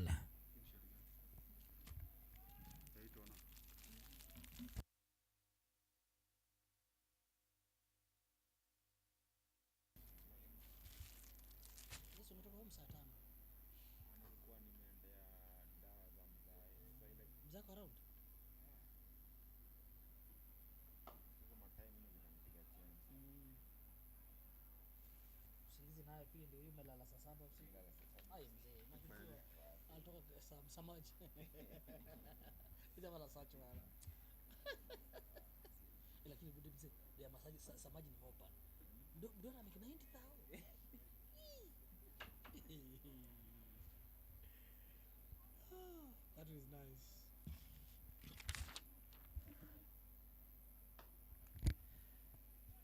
Damn, that's a brilliant over from Sachin Gill.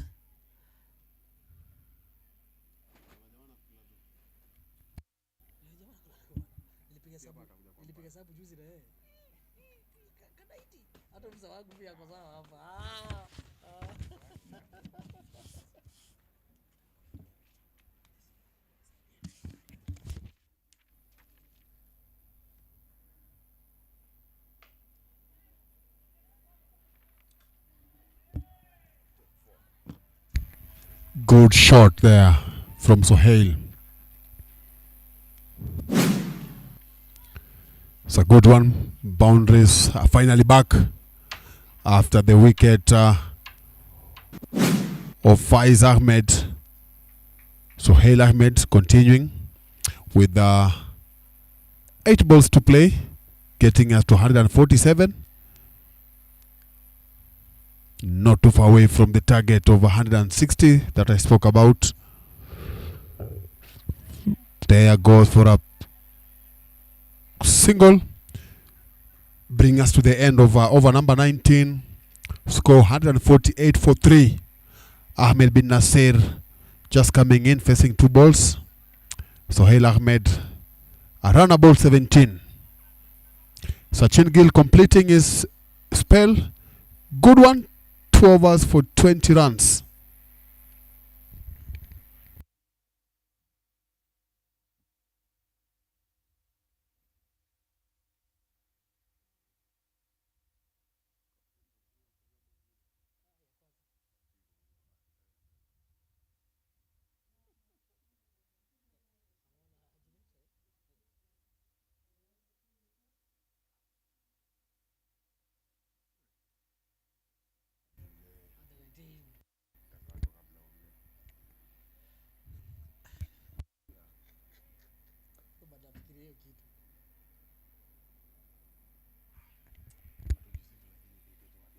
Dylan Gondaria, captain of the Kenyan side, deciding to come and bowl here the last over of the first inning, replacing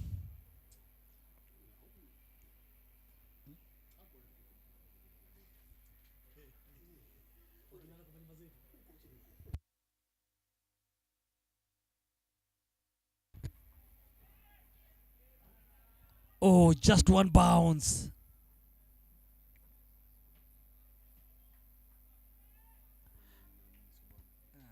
But still managed to get 2 runs.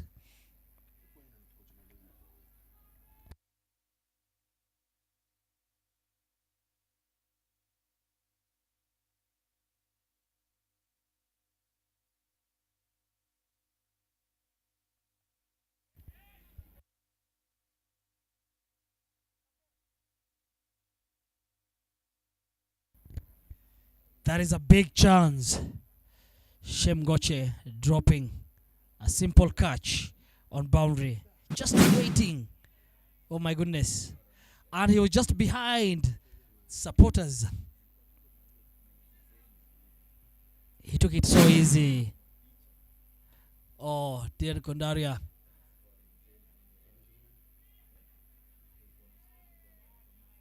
Well fielded from the deep square leg. Just giving 1 run. So far, the target of projecting score of 160 seems to be coming in,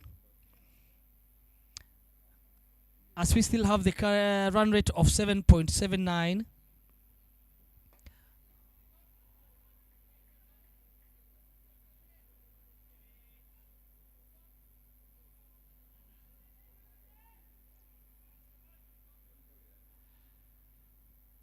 Sohail Ahmed still on 21 after 21 balls.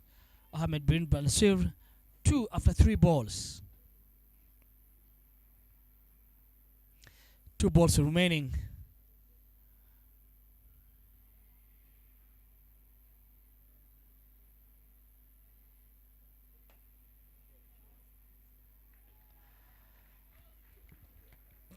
That is the combination of 2 clubmates,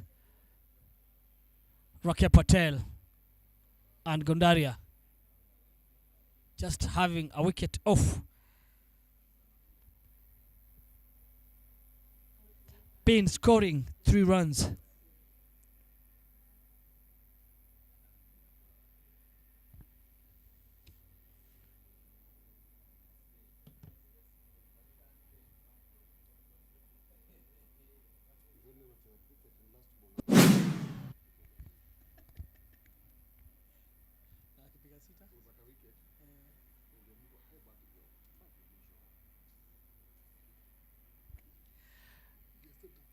Imran Javed coming to face the last ball. And he goes big. Again, Lucas punching it, allowing the ball to go for a big one. Dan, you are talking about the coming to face the last ball. Finally, 159 runs for the loss of 4 wickets. The score that Bahrain manages to get after winning the toss. Kenya now need 160. I think Kenya started off very well as far as fielding is concerned, but towards the end of this inning, they dropped a couple of catches, and now they'll have that task of getting 160. As you can see the screen there, Asif Ali, the captain, was dismissed for only 0 off 9 balls. Prashanta 33-36, Fiaz 88 from 49. Sohail Ahmed not out from 21 balls. Ahmed bin Nasir 2 from 4. Imran Javed Anwar not out 6 from 1. Bowling, Sachin Gill was the top of the bowlers with the 2 wickets for 20 runs. And then now we have Peter Koech, 1 wicket for 21 runs, and Dhiren Gondaria coming into both the last over and picking up the wicket with the 1 ball to go to end 100 and for one wicket for 11 runs from just 1 over. Vishal Patel didn't have a good time with the ball, going for 14 runs and over. So we'll be back with the second inning. Bahrain with task of restricting Kenya to less than 159 runs to open their account on a winning note. Do join us in a few minutes for the second inning.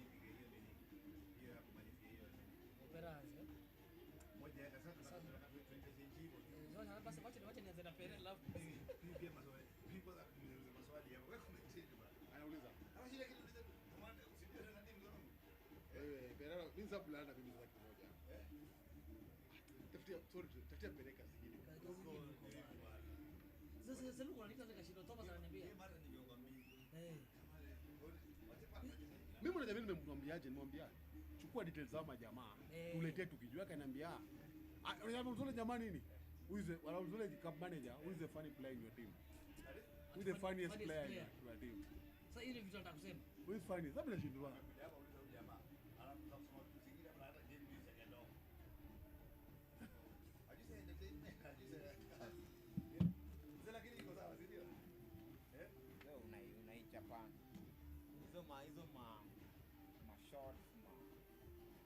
Na kamande waambia wasi wako ama cameraman na vocabulary tuna kuna vile zao wanaweza focus 159. Nilimwongea amesema oh umemuuliza anasema tu ataleta ukitoki, so nikitaka kitu namwambia nikitaka apige anafanya hivi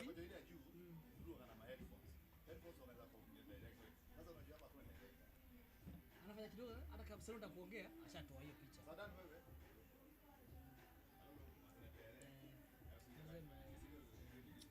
mzee nigeni sori ya kambi ya nipige sori ya ocha sio tumeka chini sio mimi sio mimi wewe tumeka chini bwana bado kidogo unajua problem ni kwa makoti kwa makoti atebe piga lolo na mpige sori za kambi ndio piga sori za kambi hapa Pigi stories za kambi, tunapiga stories za game. Sababu tunapiga sori ya ocha Mimi nasema nini? Usiniulize maswali za matanga. Mimi nitakujibu tu lakini usiniulize. Kitu msifanye msiongee kilu. Kwanza niko na story nyingine mwecheche. unaona sasa ndio hapa kwa hapo Niko na story mwecheche. Hiyo nitakwambia after. Si kuna birthday celebration. Baadaye.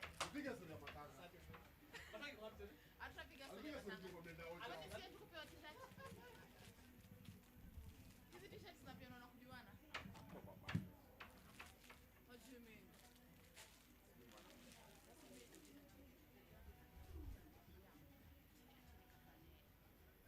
Hata hii iko na kai.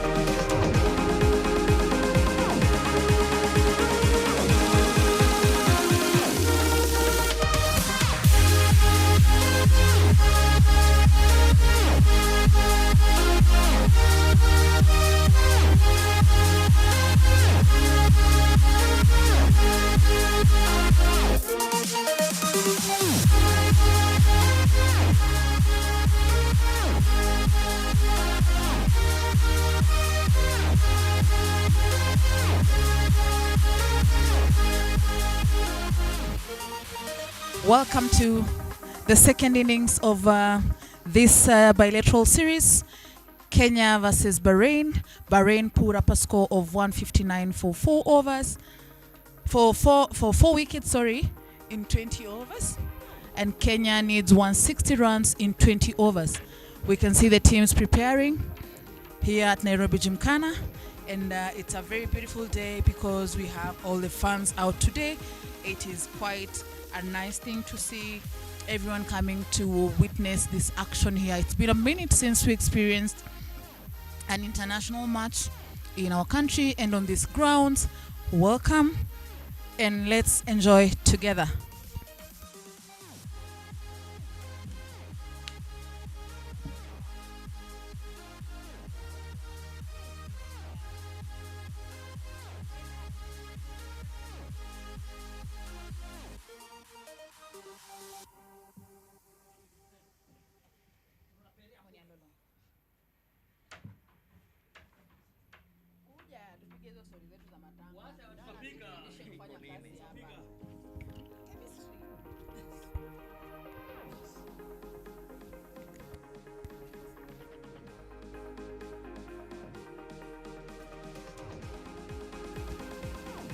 $160 in 120 balls. Reachable, and sometimes it depends on what the fielders will do because the batters have already done their job. Now, someone who's hungry for the runs coming to do what is made of. I couldn't agree more. Welcome to the commentary box. It's me and you, David Alolo. Oh, what a combination. What a combination. Match summary for Bahrain versus Kenya. Bahrain, the highest scorer is Fiaz Ahmed, 88 of 49 balls. That is very well batted by Fiaz. And then we have Prashant Kurup, 33 of 36 balls, and Sohail Ahmed, 21 of 21 balls. They really put up a really great partnership. And then for the bowling, actually, Sachin was the key man. He bowled a brilliant 4 overs, just 20 runs, and bagged 2 lovely wickets. And Koech, the side,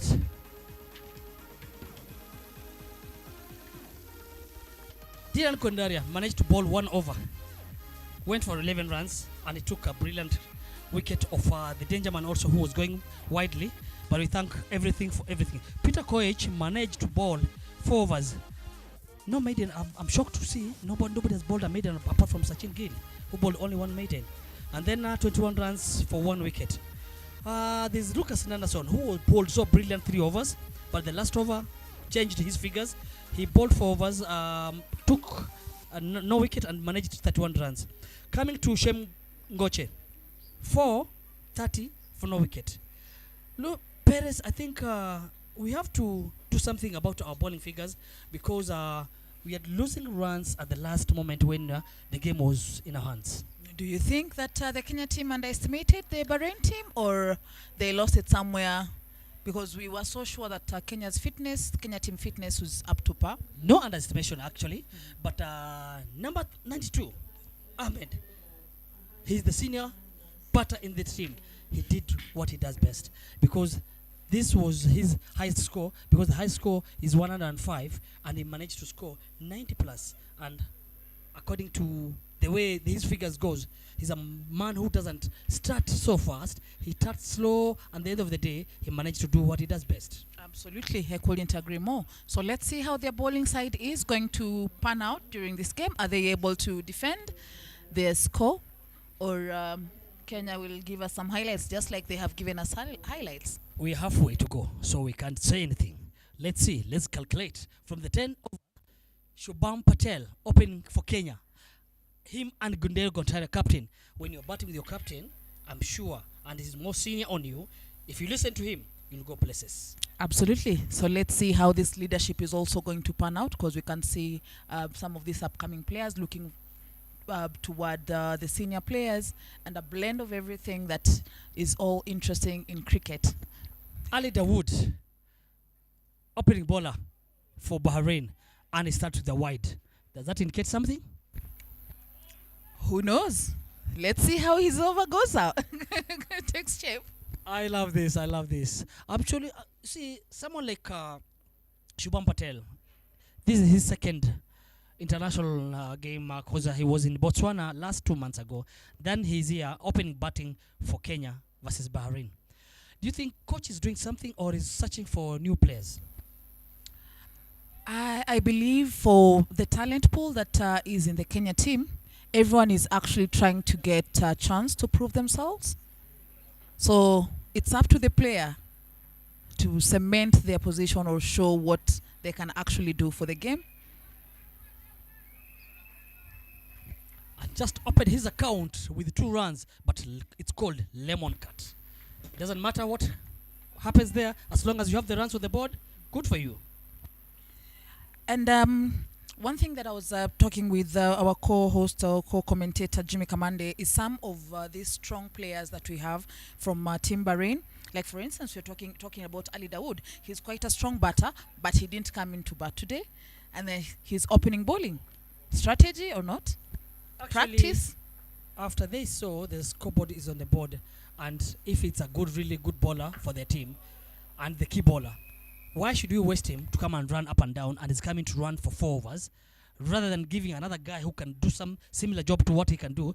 Let him rest, put that energy into bowling. Yes. Preservation, you say? Exactly. Awesome. And then Prashant Kurup, he's a very powerful striker. We've seen him partner with Fiaz Ahmed. That was a really good shot they put up there. And we still have some players to watch, especially in this second innings with Bahrain with the ball. Let's see how this goes. Actually, I've been told after the search a little bit of my experience, Bahrain, they're so good when it comes to spin bowling. They know how to handle the ball. They know how to put the ball on the place. And the problem might come to the wicket now they're playing. This is the Nairobi Gymkhana. A wicket sometimes doesn't turn and sometimes skids the ball. So it's you to run and read the wicket so quickly and do what you do. Make the necessary changes as a player. Exactly. But that is also what you should do as a player. Yes. Having been a player as myself, you also need to just try and read the game, read the pitch, read the bowler, so that you can also be able to play them and beat them to their game. Paris, what number were you batting when you were playing for the national team? I was batting mid-order. Were you seeing any changes comparing to the batters and when you were coming into bat? Changes in terms of what? In terms of the wicket?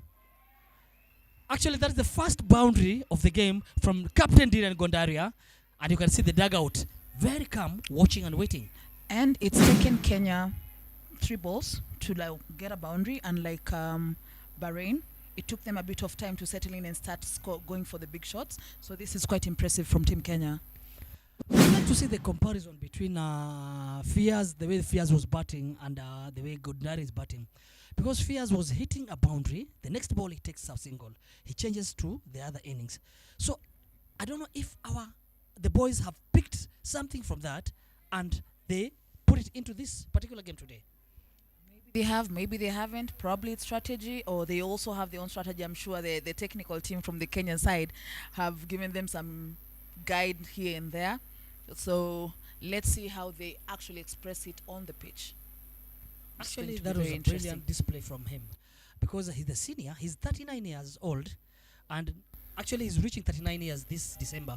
He's just 38, and you can imagine the experience that he has and the young team that they have. I believe they're learning a lot from him.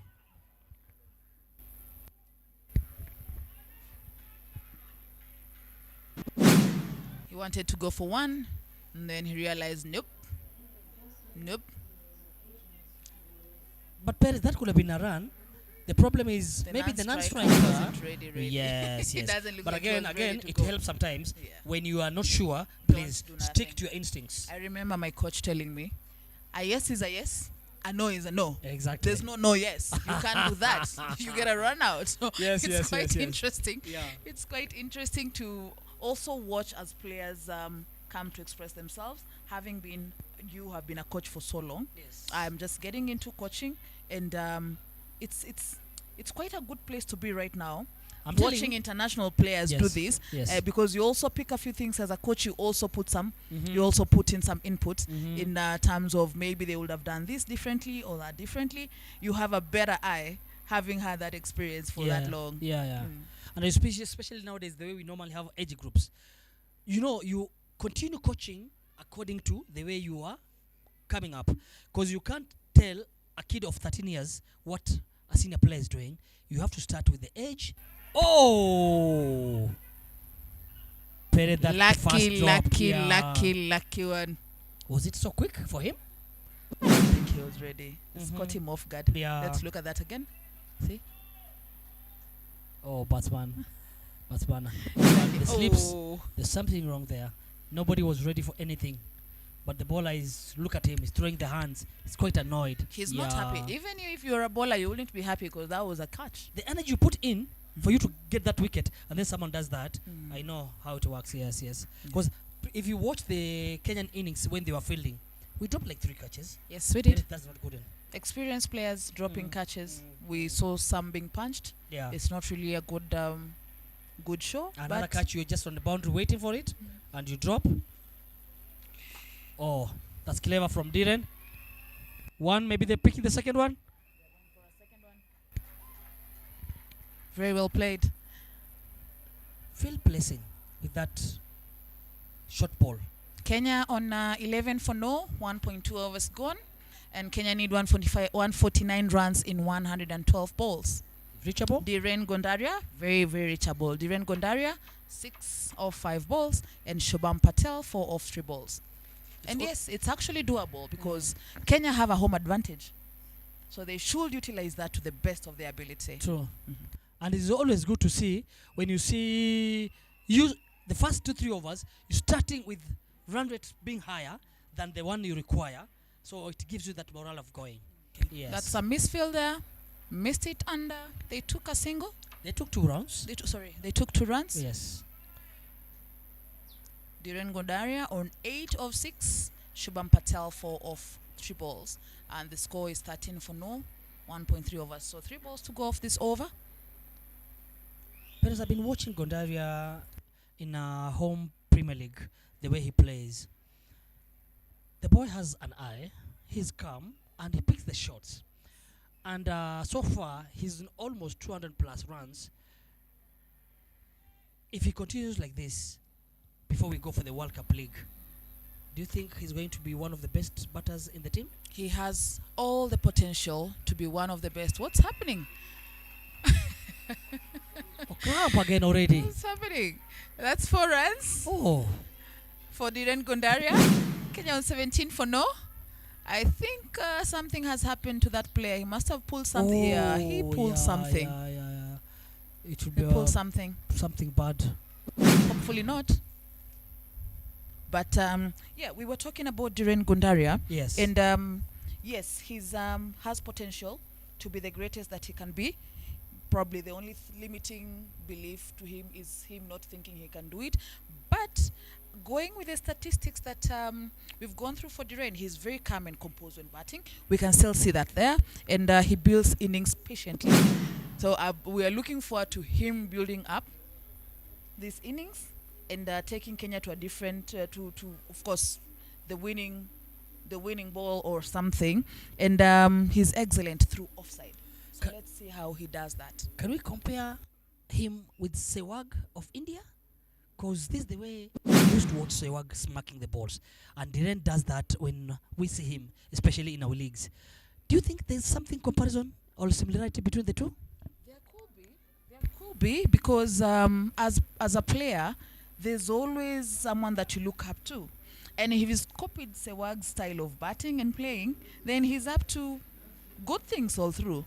So it will not be far-fetched if he emulates him and gets to that level or above what Sehwag did for cricket for his country. Well said, Paris.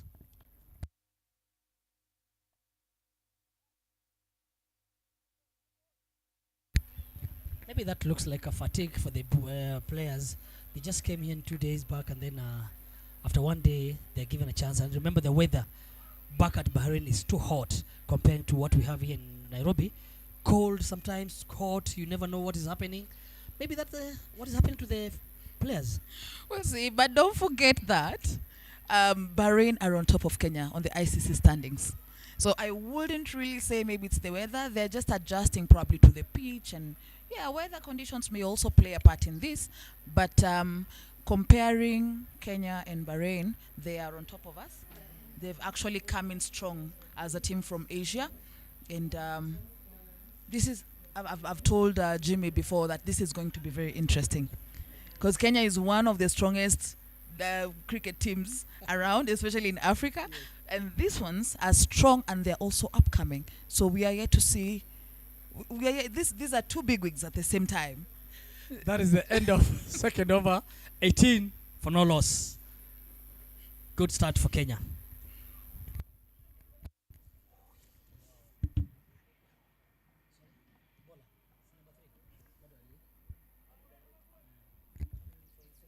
Ali Daud coming in to bowl his second over. Remember the first over he gave 8 runs. Oh, look at that. That's what we call Diran Gondaria. I was talking about Saiwag. Continue, Paris.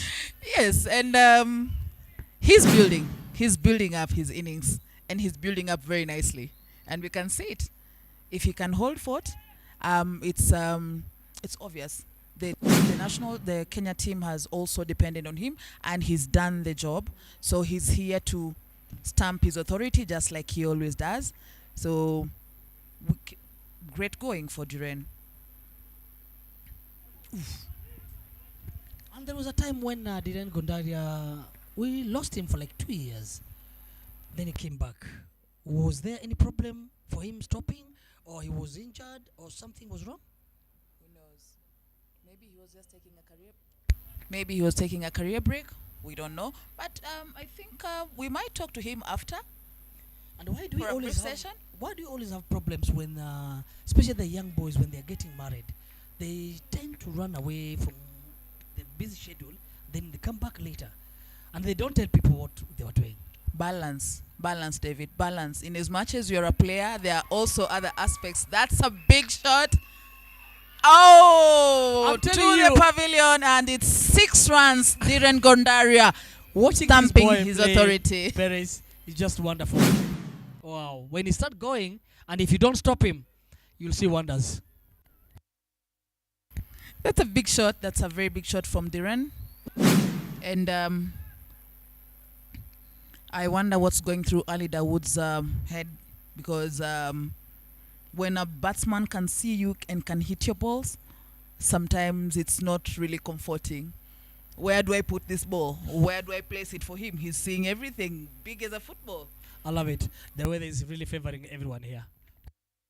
Absolutely. Nairobi Gymkhana, your iconic home ground, Kenya's national, or rather Kenya's home of cricket.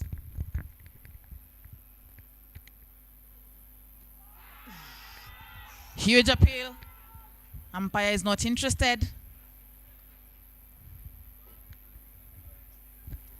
He signals for a leg by.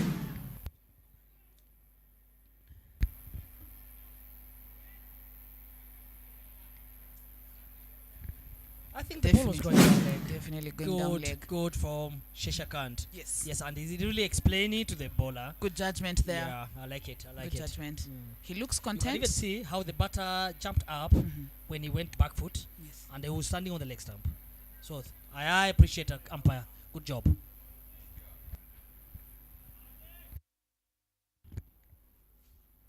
Perez, we have good crowd today. Some boys are really enjoying, some girls are enjoying, and looking around.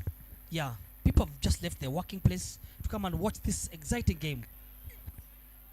Yes, the weather is actually very good for cricket. Very good to be outdoors. It's been a minute since we saw fans coming to Nairobi Gymkhana to watch Kenya play. So this is a good thing for Kenya cricket. It's a good thing for Cricket Kenya. And I remember Cricket Kenya just elected new officials recently. So this being the first tournament that new office has organized is actually a very positive thing for Kenya cricket. Let's hope they get the first win, and we'll appreciate them. Absolutely. We have an injury, Paris. Yeah. Oh, inner edge from the bat direct to the knee. I hope he touches the pad. Otherwise, if not, that boy is going through. We'll have it rough. Doesn't look so serious. Kenya on 29, for the loss of no wickets in 2.5 overs, 1 ball remaining of this over. And Shubham Patel on 4 of 4. He currently is injured and he's being attended to by the physio Moses. And then we have Dhiren Gondaria. He has 23 of 13, a very quick 23 of 13 balls. Kenya need 131. Those are the new replacements for Kenya under 19 who are coming up.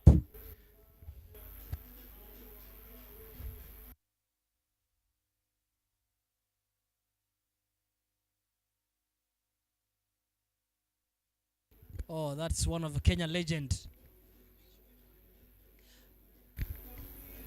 Ramesh Mepani. That man is 49, but when you see him still batting, wow. Shubham is back on his feet. Think he's been cleared to continue. Nothing serious. Keep going, Shubham. So Kenya need 131 runs in 103 balls. Ali Dawood still on the attack. Shubham Patel on strike. Here we go.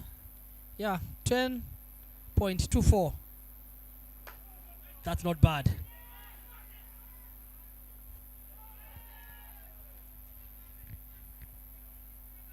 Current run rate 7.63. Yeah, the Kenya team has already overtaken the required run rate, so it's good for them. And what happens if you are next coming into bat, you find your team is given you a chance of accelerating so well? What comes to your head if you're coming into bat? Remember, cricket is a team sport. So if you're coming into bat and the team is at a certain point or a certain acceleration point, it is your job as a player to take it through. It's unfortunate if you come out, but go there with the right intention. Go do what the coach or the team has been training to do. Everyone trains to win, not to lose. Exactly. Whether it's hard or... I remember I was watching this World Cup thing. The teams that you find them in the World Cup, you might find some few teams who are coming from the qualifying, and there are some teams who have the traumatic qualifier ticket. So you start thinking, I'm playing a team that is over me. What am I going to do? There's a bit of shouting there. It was a bit... everyone has to stay alert. Everyone has to stay alert. And every team has that person who keeps the team alert. You know? Yes, I do. It's good to see Gondaria talking to him. Imran Javed Anwar. 1.1 overs, given 10 runs. There's something similar story of this Imran Javed Anwar.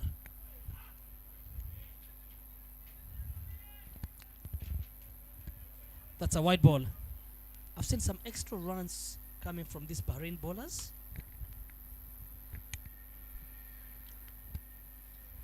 It's cricket. That's why it's interesting.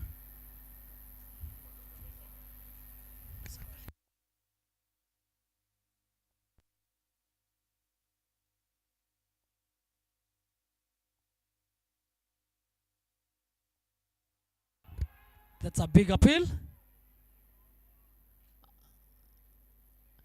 Charles Karaoke not interested. Oh yeah, big time going down. But anyway, for the bowler, he has to try some his luck. Who knows? The umpire might be sleeping maybe, or has eaten his things and happens to go by your decision. But Karis, it's too early for him. For such a tournament, for an umpire, if they slept, oh, they would have really failed the player. So we have the most sharpest umpires out there, and that's a brilliant shot. There's a fielder, and he saves it. And they take two runs. Yes, you can see the acknowledgement from all the Bahrain players acknowledging that guy took 100 meters to chase that small ball and happened to pick it. Wow, that's nice and good to watch.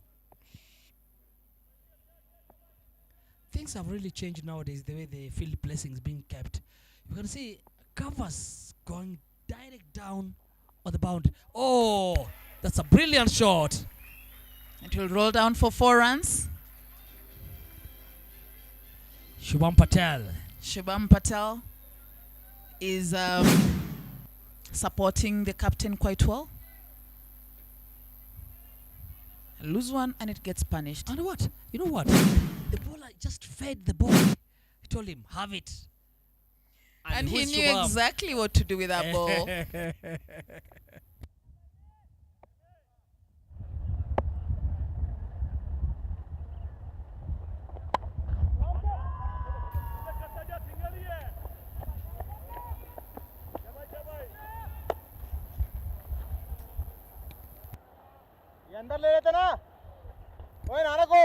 This is really good for Shubham because he has to stamp his authority at this point of opening, because we have like 4 guys who can open batting, and if he manages to continue like this the way he's doing today, then why not? He'll have a number.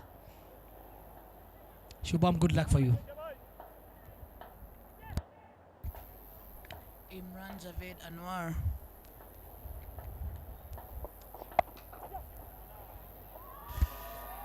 Stand and deliver. The mid-wicket fielder just watched the ball rolling back to the boundary. Oh, Didel Gondaria. Nice to watch. He's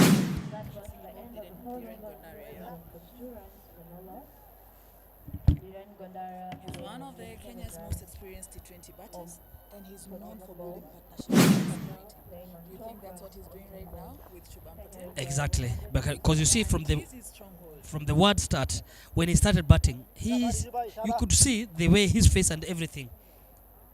Nothing was so. He's one of the experienced all-rounder the team has at the moment.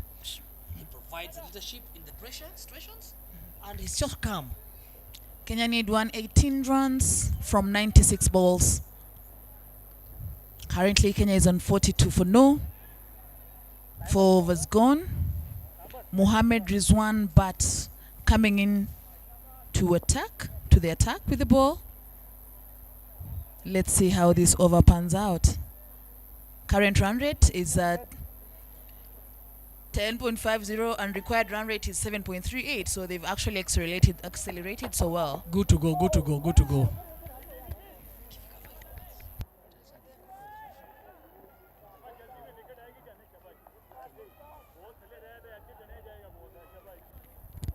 Paris, do you think the Bahrain, they'll have to think twice, because now the openers for Kenya, they're really enjoying the pace. Do you think the captain should maybe decide to bring a spin later? Now, those are some of the things that when you say read the game, those are some of the things you read. If your seamers are being hit left, right, center, you have to change tactic. So probably, and that's a wicket. Talking about changing, what a slow ball. Shubham didn't read that at all. He did not. Yes. He was ready to hit, which is not a bad thing as well, because they are on the attack. But as a player, you also need to read. Respect the good balls. Hit the bad ones. Look at that. Anyway, if an open bowler and you see whatever you're doing, the batsman is enjoying it, you have to change tactics. That's it. And really happened, yes. And that is strategy. That the first wicket for Bahrain, claimed the big wicket of youngster, just left scoring. And we can see Rishabh Patel coming in to bat at number 3. This is experience walking to the pitch. Very good with the bat. Very composed as well. And he knows his game. You can see he's consulting with the captain, wanting to know, like, how are we doing this? Do I go for it, or do you continue hitting as I get steady on the crease? We'll see what they discussed and what they've agreed upon shortly. Was it a good idea for Captain Kenya, no sorry, coach for Cricket Kenya, decided to bring Shubham earlier than Rishabh, or it was a matter of Rishabh giving a chance to Shubham? It could be the same way. It could be vice versa or whatever. But there's always a strategy. If this doesn't work, then this is what we are going to do. So if it's strategy, let's see how it pans out. Muhammad Rizwan bat with the ball. Another wicket. And it's a golden duck. Is it that my story that I was about to say should end over there? Or I Yes, have to wait please. for something else. Yes, please. Today is only day one.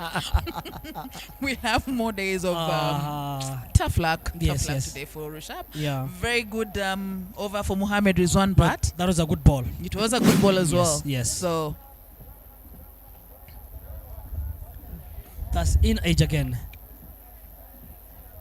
Mohammed Rizwan Bat. Oh, the ball is so happy. You have to be happy. You know, one thing is both teams are very strong in Yes. their own respect. They are these are two very strong teams. True, true. So this game can go anyhow. This is Sachin Budia, former Kenyan under 19 captain in New Zealand. The boy who did everything possible to make sure that Kenya is on a big map. Sachin continued from where he left till now. He's one of the senior players in the national team. That's a leg. A bit away. Right him over. Ready to come. Rizwan, he might get a hat-trick. Sachin Budia, it's you and Rizwan. You make Rizwan happy, or Rizwan makes you happy? There's no two ways about it. Solid batsman.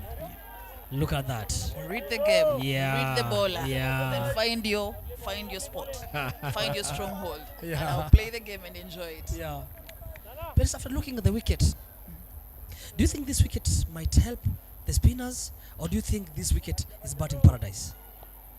It should help the spinners, but we also have this experience with this ground, especially with the wicket, where sometimes when it's late in the afternoon, it favors. And Rizwan is on fire. He is on fire, and this is not good for Team Kenya, but I'm sure Bahrain, they're actually like really enjoying this. Because when you lose 3 wickets in 1 over, 3 wickets in 1 over is and you've taken the senior players yes. back to the dugout, don't you think that was something? See, the current rate has gone down, has gone Yes, lower yes, from 8.69 yes. to 7.78. So we have another experienced player walking in, Rakeb Patel. Kenya on 42 for 3 in the power play period If in I give under you the- 5 overs. If I give you similarity between these 2 players, they are both playing for the same club back in Nairobi. They are both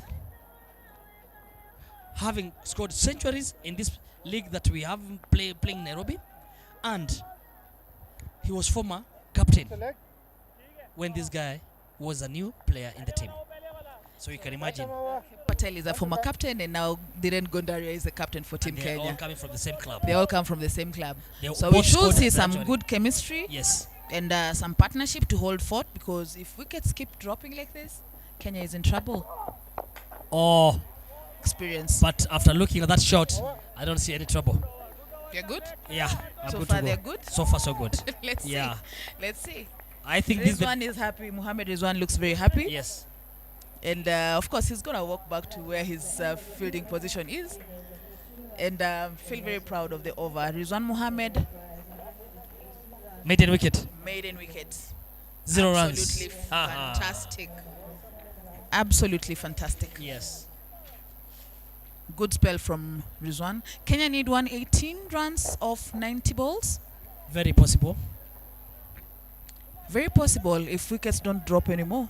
Why am I saying very possible? Yes. Because if you compare Bahrain with their team, actually Bahrain, one player scored 90 plus, Yes. and the rest scored 15, 20, not even more than 30, yes. and they managed to score 160. Yes. So one player clicks, and they're good to go. Abdul Majid coming in to bowl his first over. for Bahrain. And that was a very quick single taken. Paris, if for compare the first 5 overs, at this same stage, Bahrain were 18 for 1 after 5 overs. Kenya are 42 for the loss of 3 wickets. We can't say Kenya is on top. Remember, they've lost 3 wickets. Yes. These guys lost only 1 wicket. Yes. But the score is down. What matters here, it's wickets. Let's wait and see. Absolutely. And that will roll away for 4 runs. That is Gondaria. Gondaria on 33 of 16 balls. Kenya is on 48 for 3. 5.2 overs gone. I Very well think placed. Rokep and Gondaria, they're really going to enjoy this. They love placing the ball on boundary, especially when they are facing the left arm overs. I couldn't agree more.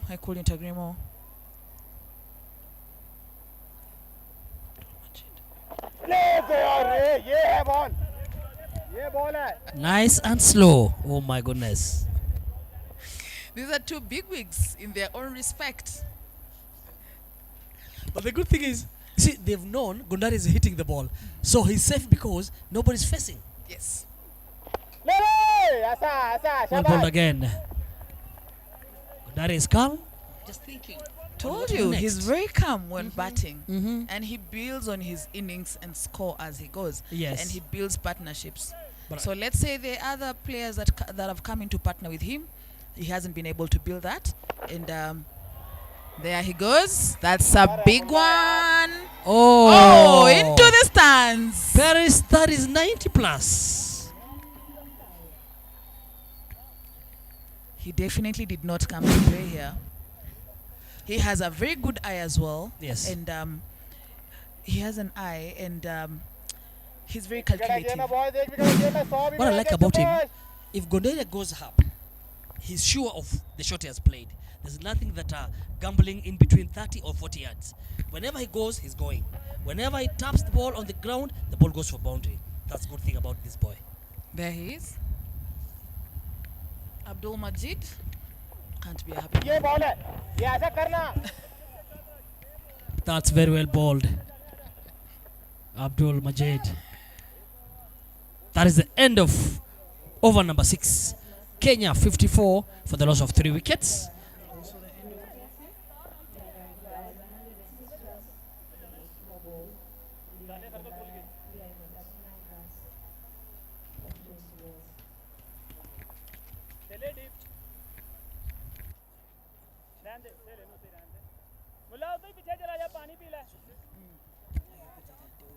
That is Rizwan But coming back to bowl his second over.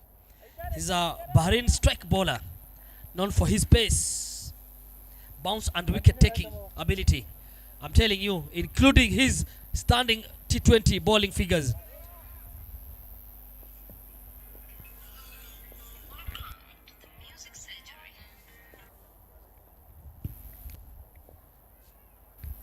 Including T20 bowling figures of today's also figure. Hollywood experienced Asima, who oftenly now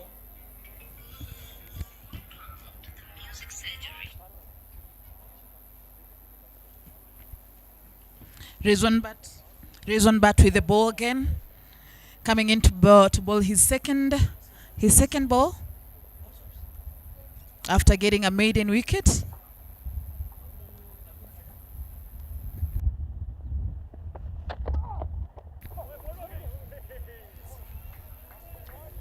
This beautifully, he's bowling very beautifully. You can see even from the way the batsmen are responding to his balls. He's quite an asset to the Bahrain team.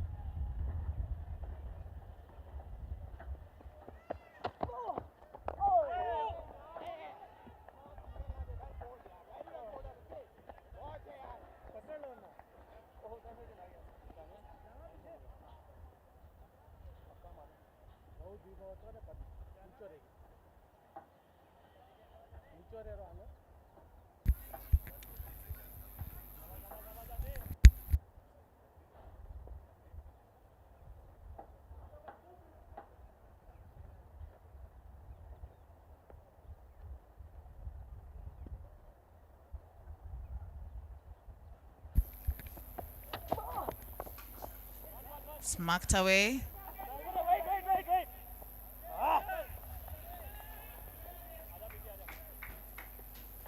They take a quick single. So Kenya is on 53 off 56 off 53 with 3 wickets down. 56 with 3 wickets down. You can see the run rate is also going down. Current run rate 840, required 7.7. And this is the true mark of sportsmanship, when something is going wrong with your attire and the opponent team come and help. And this is why cricket is a gentleman's game. Quite amazing. Good to see.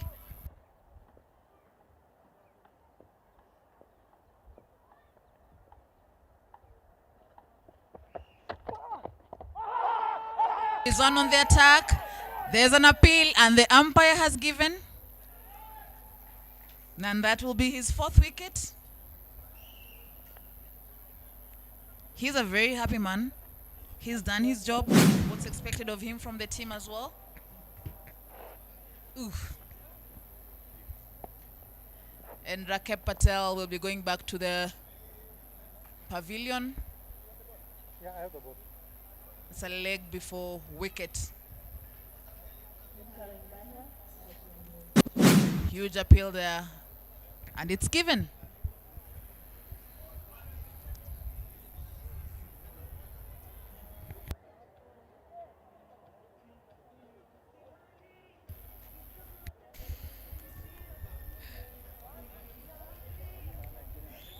Kenya needing 104 runs in 79 balls, and the wickets keep collapsing.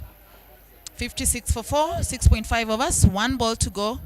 Of the over, Mohammed Rizwan Bat really enjoying his bowling spell.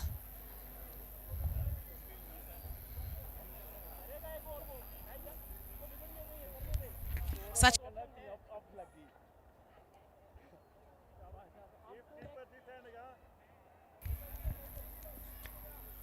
Right arm over. One to come. One to come. Right arm over.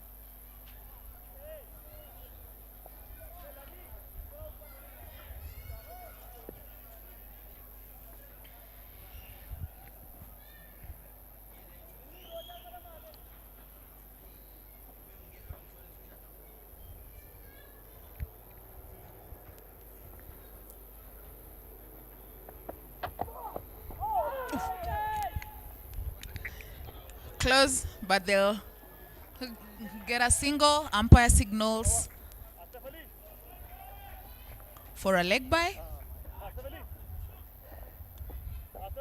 And Mohammed Rizwan Bat,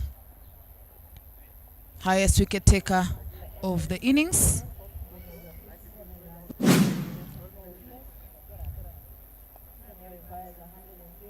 That's the huge appeal, and he got it. He was so sure. He had no doubt. That's another appeal.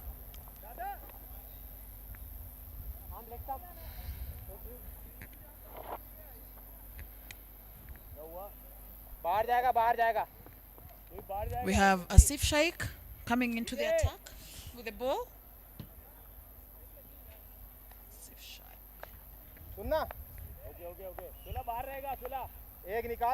Sachin Gill on strike.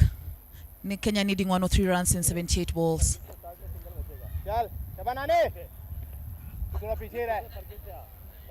Asif coming to bowl the 8th over.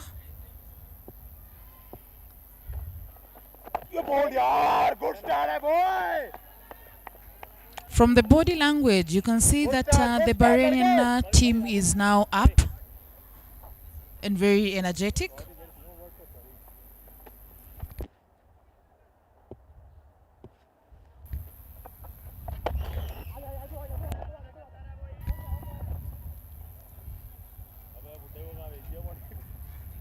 Two runs of the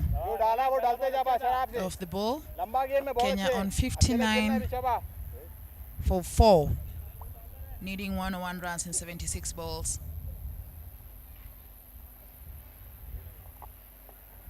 Required run rate at 7.97, current run rate at 8.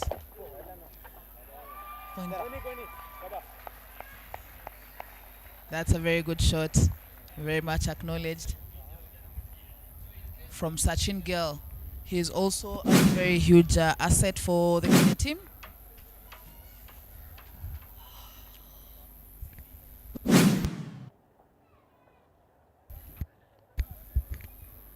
Sachin Gill, he's off the mark. Nicely supporting Dhiren Gundaria.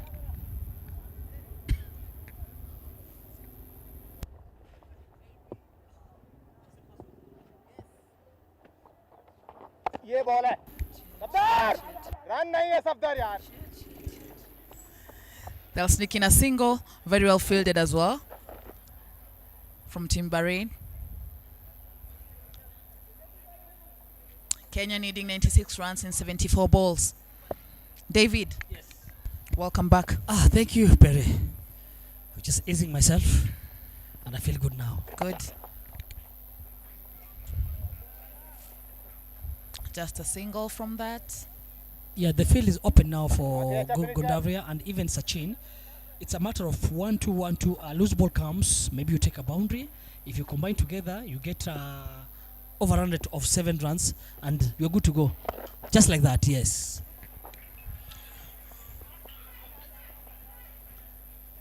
And also just going by what's happening right now, Asif Shaikh, when he came into ball, things cooled off a bit for Kenya. But when Rizwan Bhat is bowling, you can just feel the tension in the air because that's how good he is. That's how good he is. But still, again, it doesn't look that is that dangerous bowler. It's only the mistakes of the batters because everything happens to the back foot. You find the ball is skidding and they happen to give a LBW or inner edge. I think the batsman, they don't read how the ball is bowling. That's why he's a very intelligent bowler. Taking advantage of that. You bowl yourself and I'll get you out. Exactly. And Mohamed Rizwan Bhat is back again. He just bowled 2 overs. Picked 4 wickets. Yes. 2 runs. Yes. 2 more overs for him. Do you think he's going to be at least going to trouble the Kenya team batters? And that is where the Kenyan batters should be able to read his bowling.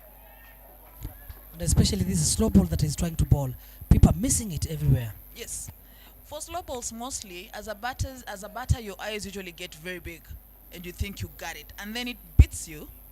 And Pere, he's risking by bowling those slow balls because the good thing is putting it in the same spot and he's just reading your mind so muchly. And that is why, as a batter, you're supposed to also read the bowler. True.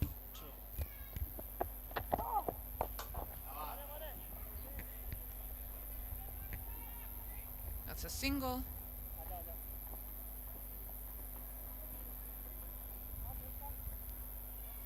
For Team Kenya, the score is on 68 for 4 in 8.2 overs. Kenya needing 92 runs in 70 balls. Rizwan Bhat, 4 wickets, 3 overs. Sorry, in 2.2 overs.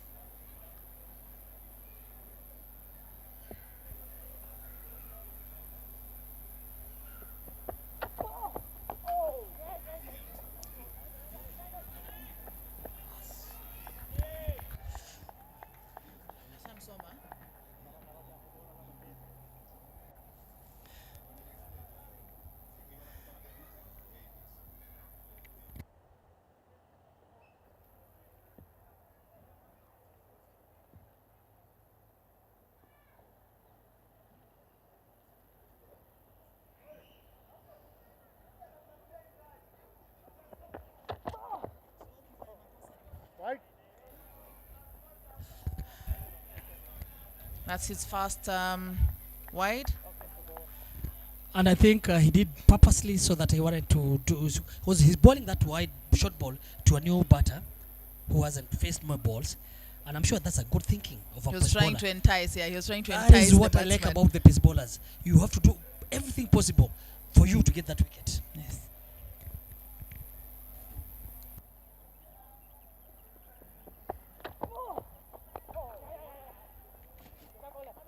I think Sachin is doing brilliant job.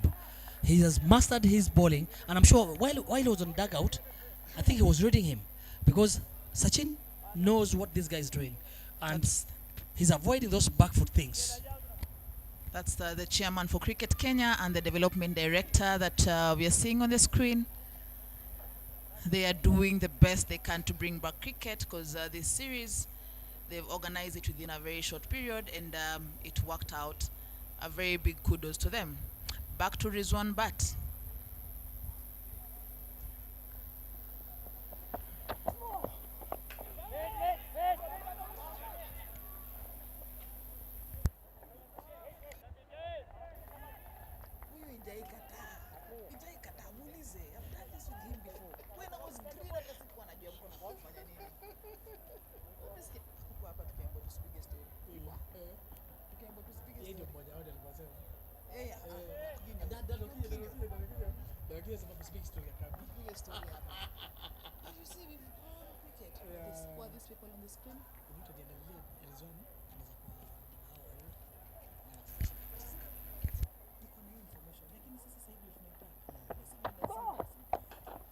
That's a brilliant shot.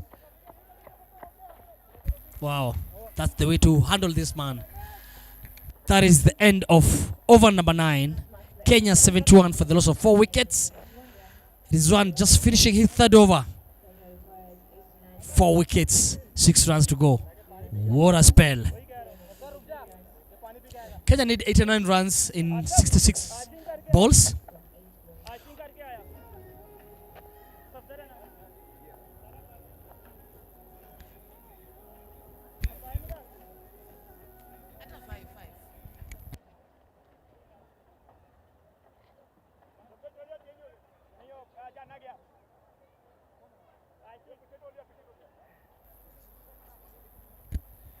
Current run rate of 789. Needing 89 runs in just 66 balls. Current run rate of 789. They Kenya require 8.09.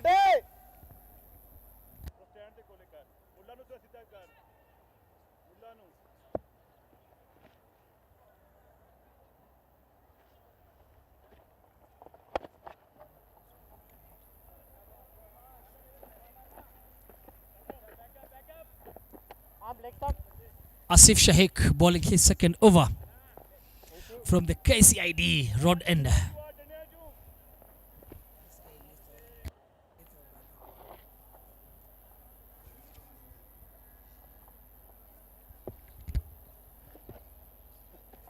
Mohammed Rizwan, born January 2nd, 1991. He's just 35 years old right now and 21 days. Batting style right hand. 4 runs for Team Kenya.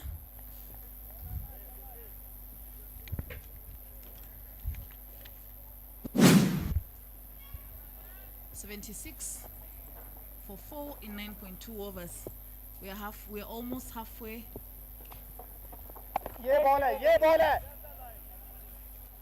Rizwan has played 93 matches, 92 innings, just giving 22,263 runs, bagging 139 wickets. Gone. Sachin Gill caught. He didn't get enough of that, and it went straight to the fielder's hands.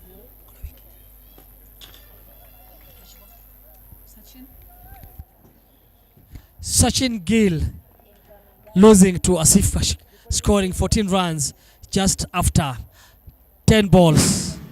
Kenya keep on losing wickets.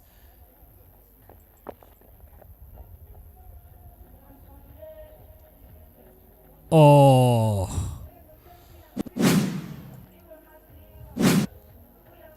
But Kenya seems to be having most of the all-rounders in the team, if that is the second.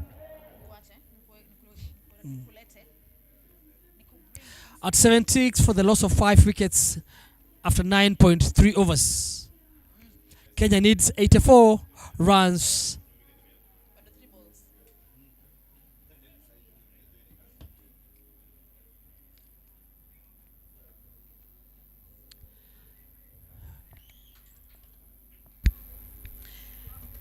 Legendary Jimmy Kamande, my co-host, co-commentator, will be joining us for the next half of the innings. And it's highlights here. He has a lot for the listeners at home and the viewers at home. So karibu sana, Jimmy Kamande, my senior, and my mentor as well. Karibu. Thank you very much, Perry. Yeah, we almost halfway.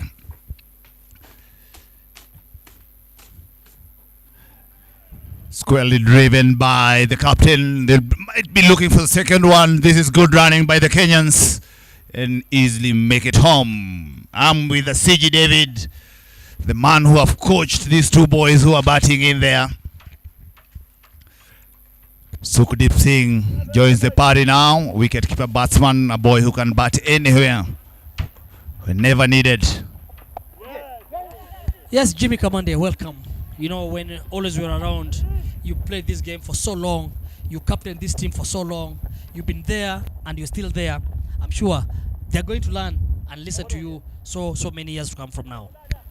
10 of us done, 80 for 5.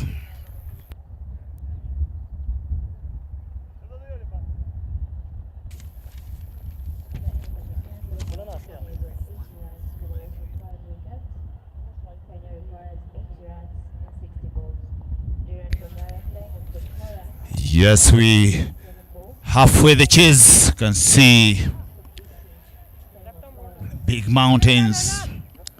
The area of concern for Kenya is the weakest column. Mohammed Rizwan doing all the damage. Brilliant spell whenever the team needed him with 4 wickets. A spell like no other.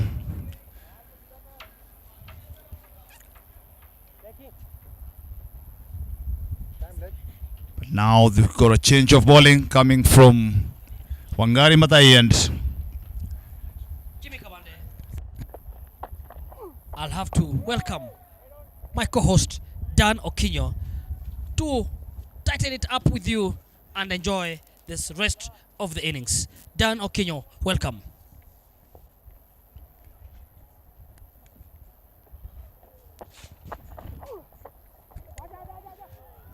Dhiren Gondaria improvising there.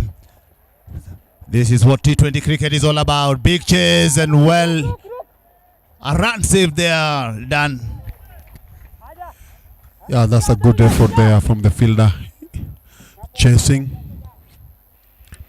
And of course, it looked like it was destined for a boundary. Good start from Bahrain.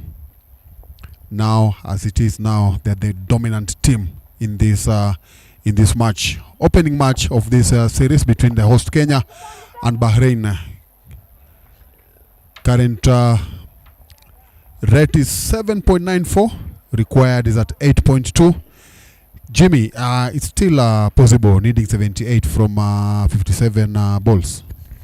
Very, very well balanced. The Kenyan captain still in there. Leading from the front, that is Dhiren Gondaria. See some turn there by Abdul Majid. This situation, all we need is somebody to bat through the innings. It's very manageable, 78 runs. That is required. Anything below 10 but over, we know nowadays, it's very, very much achievable. And yes, we have the set batsman in there, rotating the strike very well. These two youngsters, they are the future of this Kenyan cricket. Still many, many years to come for these two boys. Yeah, you are right. The most unfortunate thing about this match is Kenya have lost. There's a spell where they lost 3 wickets in 1 over. That's what really changed. That's what has put us in this situation. Yes, Sachin tried to stick in, but again, we lost him in a quite unfortunate way. So, as you rightly said, these two, Sukhdeep and Dhiren, they have to bat until maybe with 4 overs to play, and then put the pressure on the bowlers that will be bowling those remaining 4 overs. Well, Naj running towards that man area. Good slide dive. Yeah, this is the commitment there by the Bahrainian as we come to the end of the 11th over. It's 84 for 5. Batsman out is Shubham Patel, Rakesh Patel, Rush Patel, and Sachin Gill, and Sachin Budia. The names there, you can see them rhyming up. You see the graph there. Started very well, the Kenyans, but big comeback by the Bahrain, courtesy of Mohammed Rizwan. As you see, Abdul Majid continuing for his third over. That's a brilliant ball to start it up. It's always good when you start your over. The situation the Kenyans are in. Sukhdeep Singh 5 from 4. Go for a sweep, and he's cleaned up behind his legs. He's still there. Surprise of what happened. It was nice and full. He just missed it. They get their 6th wicket there behind. 84 for 6. Gonna need somebody to stand up here and see the team through. 76 runs still needed from 52 balls. Very, very sad. Very sad there. Tried, could see. He had a touch. I think the ball hit the glove and just rolling into the stumps. Kenya losing the 6th wicket here. Not what the number of fans that are here were looking for, were expecting. After what was a very good start between Shubham Patel and Dhiren Gondaria. The two batted so well, gave Kenya a very good start in the opening overs. But what we're witnessing now is totally different from what we had anticipated for. See the Kenyan dugout there. Let's just talk about the start. The Kenyans had Asif Sheikh getting his 2nd wicket. Shem Ngoche faces his first ball. Little of a drag. Might run away for a boundary. Yes, it gets there. He starts off with the boundary, Shem Ngoche. And we can see the Kenyan dugout now shaking them up. Shaking up with the hope that these two will do what the others have not done. Yeah, Jimmy, after 4.2 overs, Kenya were on 42 runs, but lost. There was a hat trick.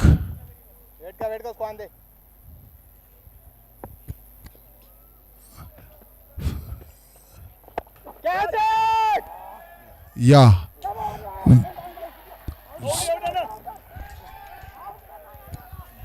That's a drop catch. Shem Ngoche gets alive. Crucial period here. After getting a 4, drove it, was floated up. His eyes got wide open. Went straight in and out. Double play. Catch drop, almost getting a run out of the same ball. Having to rush in only because after playing the shot, he thought the fielder will take it. It was a late start for Shem Ngoche. We're gonna wait and see what's the treatment all about. Beautiful ground here in Nairobi Gymkhana. As I said earlier,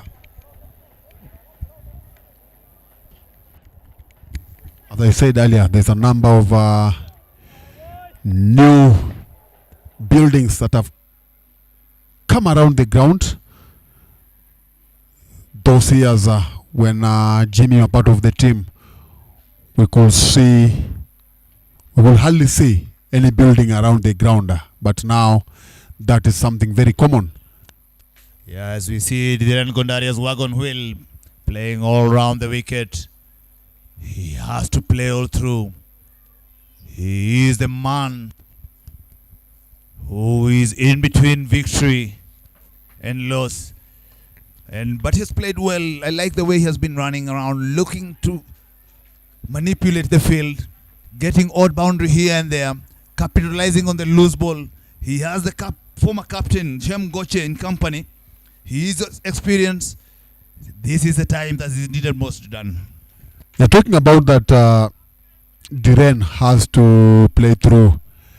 Yes, I'm sure that's what is in his mind, but unfortunately he's not getting that support. I think he has lost 2 to 3 more wickets, and so there's that pressure of him of getting the runs and sticking there. And the more they lose wickets, I'm sure he's being drained, and I'm sure he's giving half of what he can do because of the situation that his teammates have put him into. Yes, he has been there from the ball one. All those wickets falling on the other end. 6 of them. This is what leadership is made of. He's gonna fight it out. 8.75 is the required run rate. It's 90 for 6 after 12 overs.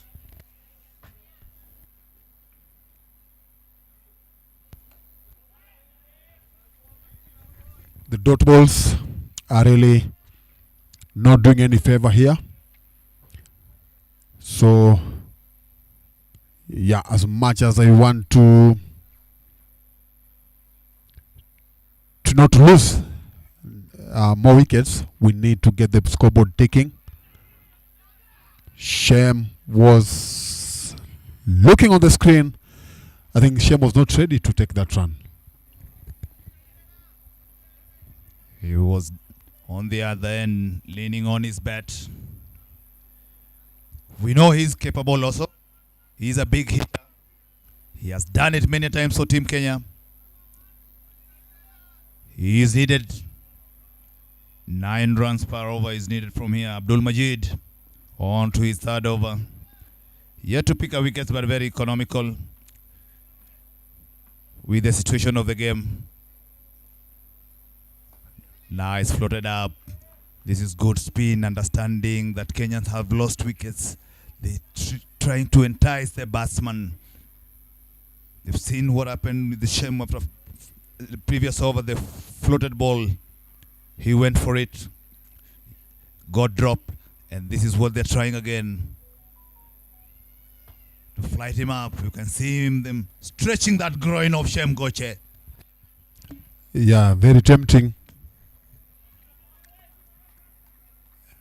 Trying to make sure that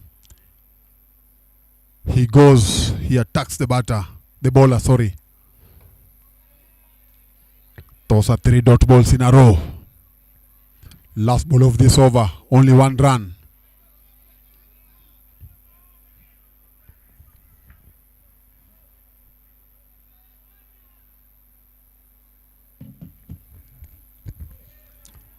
And only 1 run from over number 13, and score is 91 for 6. Dhiren Gondaria a run away from a half century. Shem Goche 7 balls, only 5 runs so far. Required run rate 9.86. We still manageable. We all talk about the wickets column. If they can manage a partnership here, we know we can always recover the runs, but very, very difficult to recover when it comes on the wickets. Shem need to hang around there with his captain, who is just 1 run short of his half century. 69 runs still needed. We could see even the Bahrain and the way they started later on in the innings. They managed to put a reasonable target, that's 159. Asif Sheikh on to his last over. Well driven down the ground, but only for a single run. And that is half century for Dhiren, the captain. Very, very well composed. Still not yet job done. Still long way to go. He needs to stick in there. He needs to go deep. Shem Goche needs to keep the support. Try and manage a partnership here. Asif Sheikh bowling his last over with his leg spinners. Just look at how Shem is playing. He wants to cut the ball. He has tried that 2 balls. Hasn't worked. Why not get closer to the ball and drive it? Same thing, Jimmy. Very well bowled. The ball is moving away from Shem. Shem is moving away from the ball. That's the difference here. He needs to understand the ball is going away from him. He holds them back. Shows his variations. He's on a bit straighter. All he needs to get in line with it. Instead of trying to carry it, get to punch it. There is a big gap between point and covers. Nicely ball to end over number 14. That's brilliant by Asif Sheikh. Good spell. 2 for 26 from his 4 overs. Is 92 for 6 after 14 overs.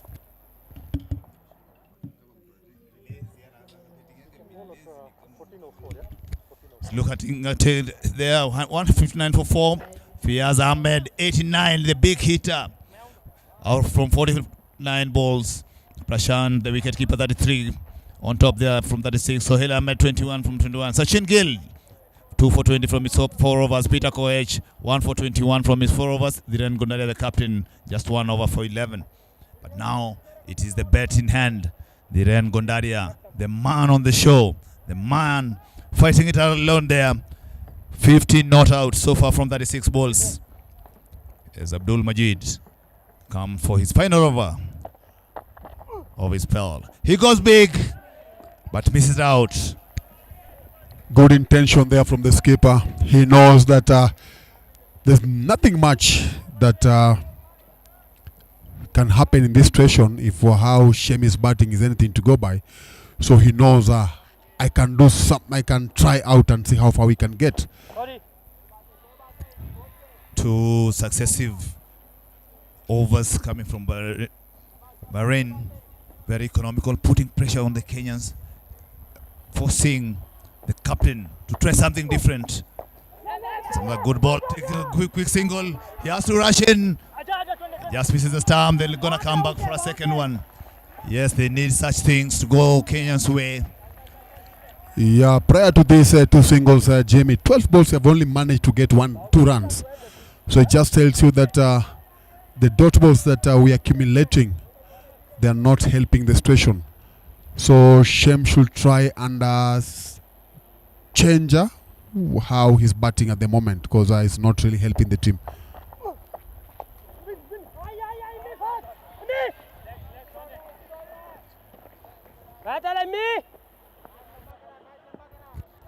Yeah, as a mid-order batsman, he has been around. He should be able to be rotating the strike. Make sure the captain gets more of the ball, not keeping him in one end. He needs to keep the momentum going. Even if you're not getting the boundaries, at least try and rotate the strike. And with that kind of shots, Shem Goche, that is what we call mid-order batting. Be creative, improvise. He gets a boundary. I hope it's not a little too late. We need to see more of that,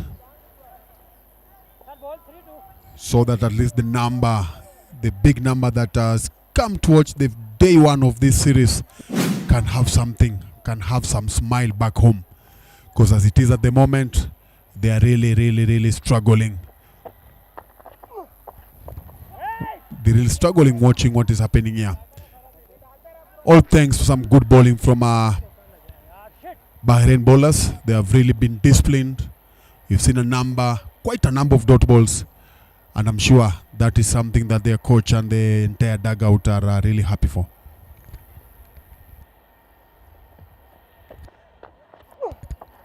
Again floated up. This is what you're talking about. After getting the boundary, try and find a way as a middle-order batsman to get a single, to keep the game moving. 15 overs done, 99 for 6.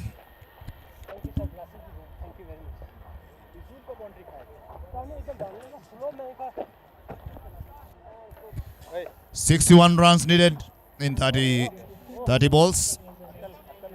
Captain Dhiren Gondaria, 53 from 39. Current 100 is 6.6.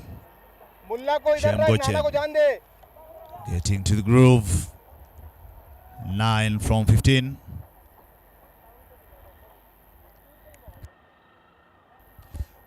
What I like about preparation matches, we must not forget both these teams are involved in the Challenge League, 50 over Challenge League for the next 50 over World Cup. Bahrain first up in Tanzania in a week's time. So they're using this as preparation. Asif Ali, the captain now, joins the party. Yes, done.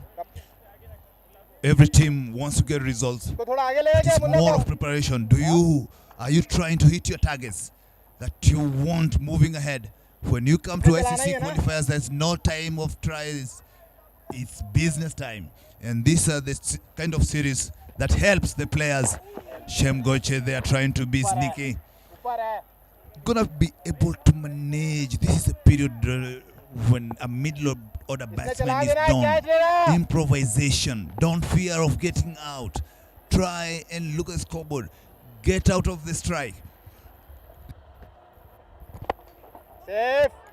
No, Jim. What you need to know, Jimmy, is probably to know what was maybe the game plan. Because as you are rightly saying, is that this could add up as a preparation for the upcoming events for the ICC Challenge League for both teams. Yeah, but again, you have to look at it like no matter how, whatever. Yes, you're going for that tournament. You are using this as a preparation, but keep in mind that this match also contributes to the rankings. As far as the ICC ranking is concerned, these matches are contributing. So you need to take each and every situation more seriously. The good thing about I like about cricket and ICC in general is that we don't have what we can call friendlies. In other sports like football, you might say, let's play this as a friendly match. But when it comes to cricket, every match, as long as it has been sanctioned by ICC, is an official match. And so we should not expect them to play differently from how they are going to play in the next matches. Yes, done. Well put. International cricket is international cricket. An international player should always be ready to win matches for his country. As we come to the over number 16, Kenya past 100. It's 100 for 4 for the loss of 6 wickets.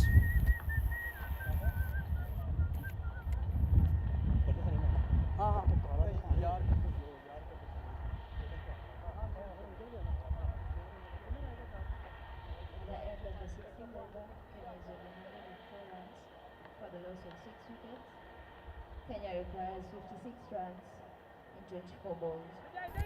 The equation, nice and clear. 56 needed from 24 balls. We'll need a big over here for Kenyans. Dhiren Gondaria can see the timeline there. A single followed by 6-7 dot balls. That is the difference. They run it, keep going up. Now the required run rate is 14 runs are over. From the start, Kenya needed 8 or just below 8 runs and over. Cannot talk about just losing the wickets. International batsmen don't fear the situation. situation. You tackle the situation. Ali Dawood on to his third over. So far, none for 19. Running into Dhiren Gundaria. Drives it down the ground. They might get to push for two. But Shem Goche cruises for the single. Somebody have to lift it up. Current run rate is just 6.49. It's 55 runs needed from 23 balls. We have seen the seamers coming in with a semi-new ball, looking very dangerous.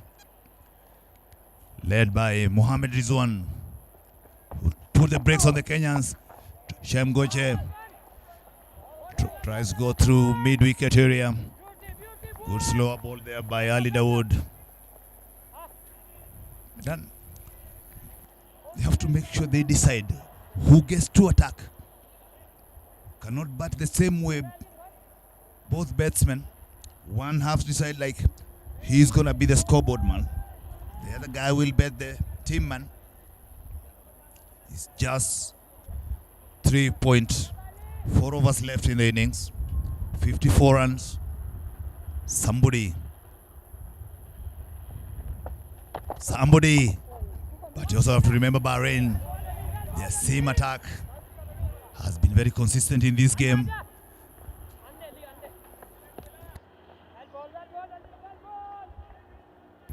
Earlier on, we saw Fiaz Ahmed batting well towards the end of the inning with a couple of boundaries.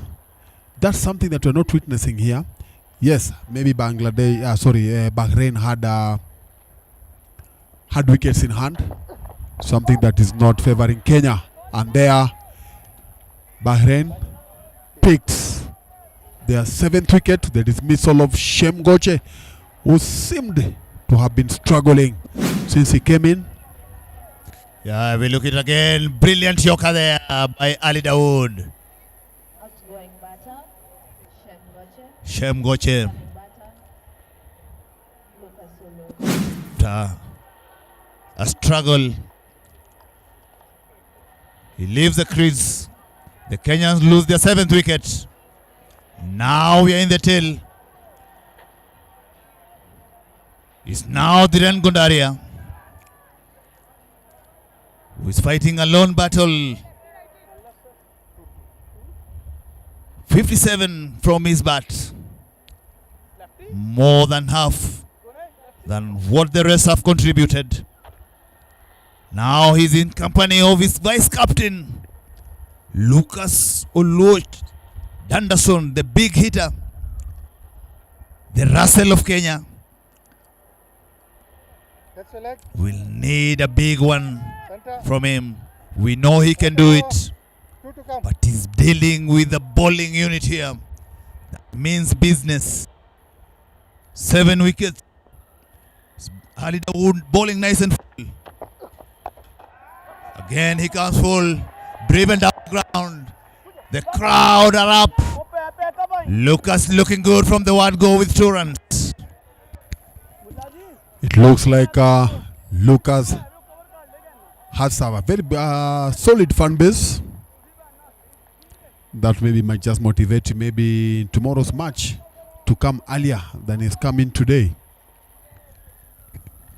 We all know what Lucas can do. If he hits the ball, he stays hit.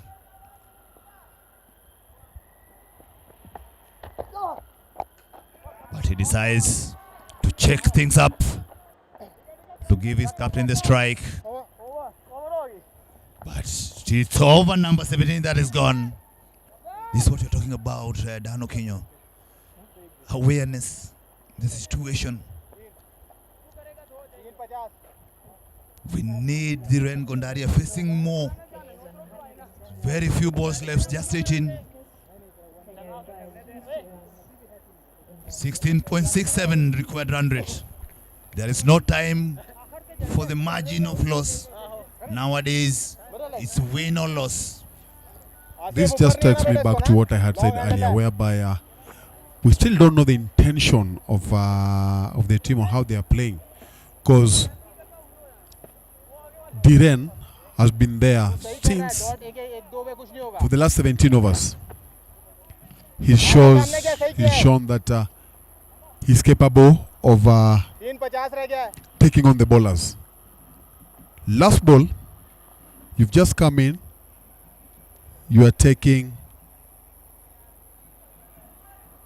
giving a single off the last ball, thus getting him away of the strike. I was there! Another miss there, Dan, as you continue to analyze this scorecard.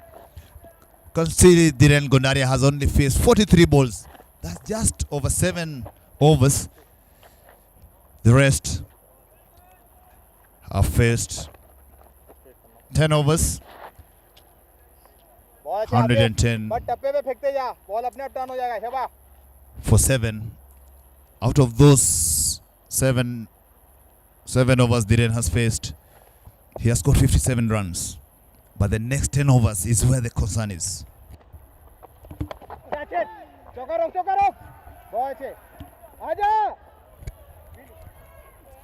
It's coming back for a second one. The point I'm trying to put in here is the worry on the other end. As you look at an overstretched Bahrain fielders, the paceman, he will fail his job. Done a great job with the ball in hand, picking those crucial wickets.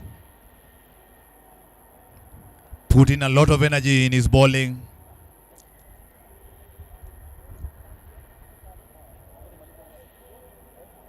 He's up. As you see the Kenyan dugout a bit worried. There, all the batsmen, the man in helmet, Peter Koech, to come. The ability is there. It's just about the execution.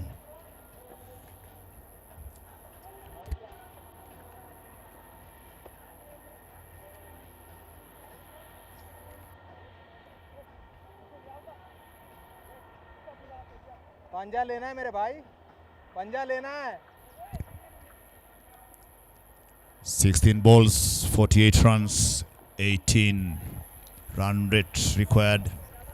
Jimmy, your former teammate Peter Ongondo is watching this match, and he's really shared something here, saying that if we bat the entire overs, we'll win the match. He shared this when Kenya needed 71 runs or 50 balls. We are now remaining with few balls, about 16 balls in this match. Is it still possible for his whatever he's talking about to happen? Nothing is impossible. The tide changes. One big over here of 20 plus. We know Dhiren Gondaria can do it. He's captain to captain. He saw him coming down the track. He dragged it short. That is experience at its best. It's not a one-man show. That's what I'm trying to deal with here. We need contributors from the other end.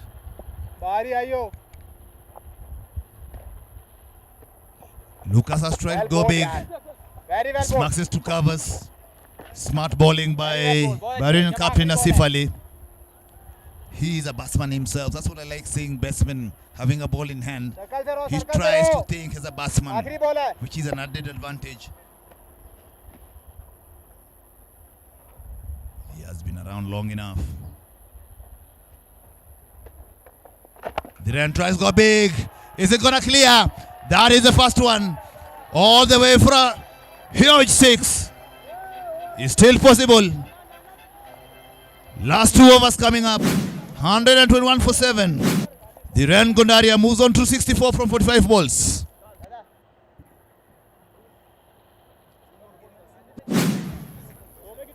He's lacking support. He's lacking support, Jimmy. And we are done with 18 overs. Kenya needing 39 from 12 balls. As you rightly said, it's possible, but can only happen if we witness maybe 5 or 6 similar shots. Right arm over. Yes, Kenya needs few more of those. Lucas Danderson, the muscle man. He needs to play his part, batting on 7 from 6 balls.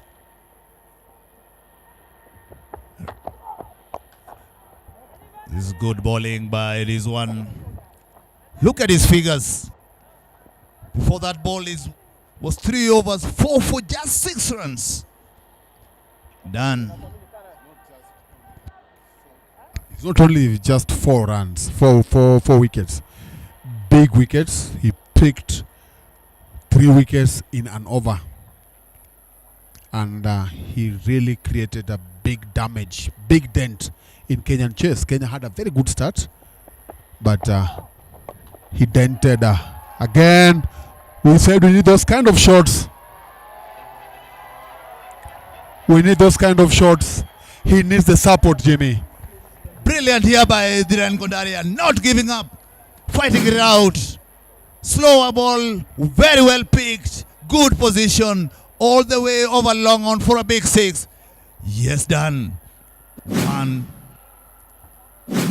Kenyans hoping that's the start of the carnage here by Dhiren Gondaria. 70 is on to. Again, driven this time towards mid-wicket for a single. This is where we need now Lucas again. Get it deep on your crease. We know Mohamed Rizwan is going to try and bowl nice and full with a slower ball here and there. Should be prepared for those two.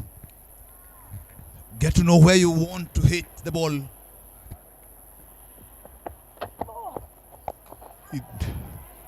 Good thing. He saw the slow ball. Just unfortunate he couldn't connect as much as he needed. Putting Dylan on strike. Can it be 10 runs of the last 2 balls? And a big one here by Dhiren Gondaria.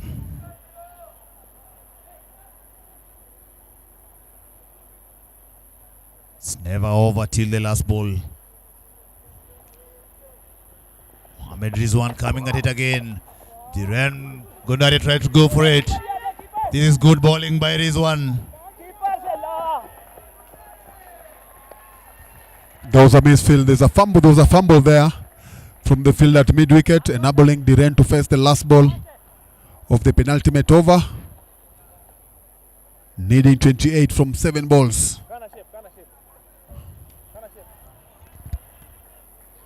The Bahrainian seamers, they've got good records. Not sure whether it's Mohamed Rizwan who destroyed Germany in a record weakest column.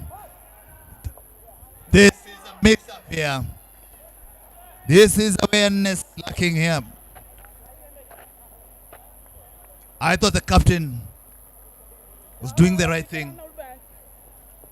Every run matters here. Every run gets onto your scorecard.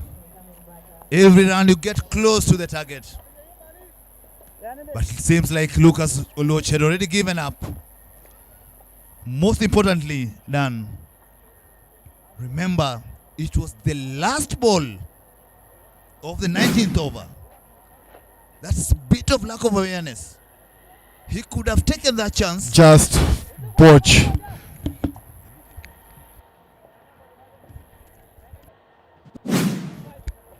So you see it again.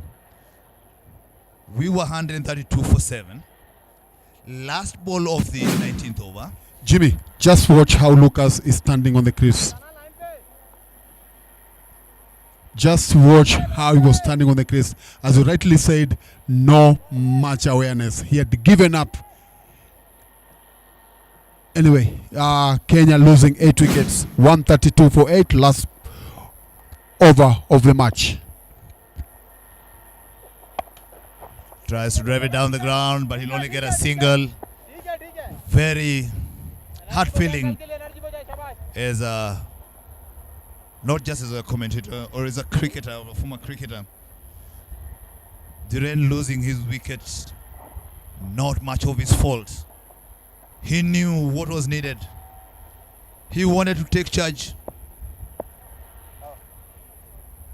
But very, very well played by Dhiren Gondaria.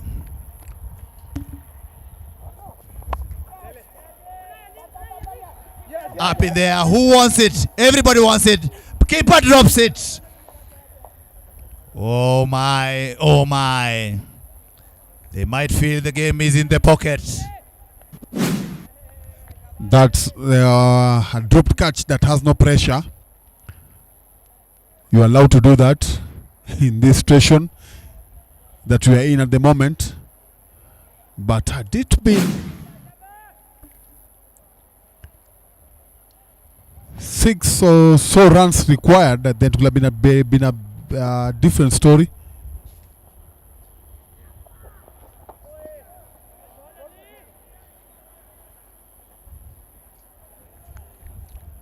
That was a big wicket. Dhiren Gondaria, commonly known as Tom Tom, somehow believed that there was something in this match, but we've just witnessed what has happened there. Lack of awareness, lack of interest from Lucas. He has to do it. That is the first one. Is it going to clear? Yes, it does. Is it too late done? Of course, Jimmy, it's too late. 20 nil from 2 balls. Unless we witness a number of no balls here. That's the only way. Because a no ball will result into a no ball under 6. A no ball under 6. That will be 14 runs. Then we remain with 2 balls. You need 6. Yes, just 2 legal balls. That's what the Bahrainian needs. Lucas tries to go for it. Is he going to get a gap? He gets a boundary. 10 runs for the last 2 balls.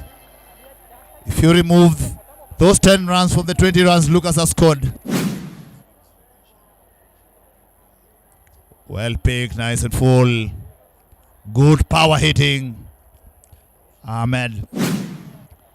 And Nefo there, but not good enough.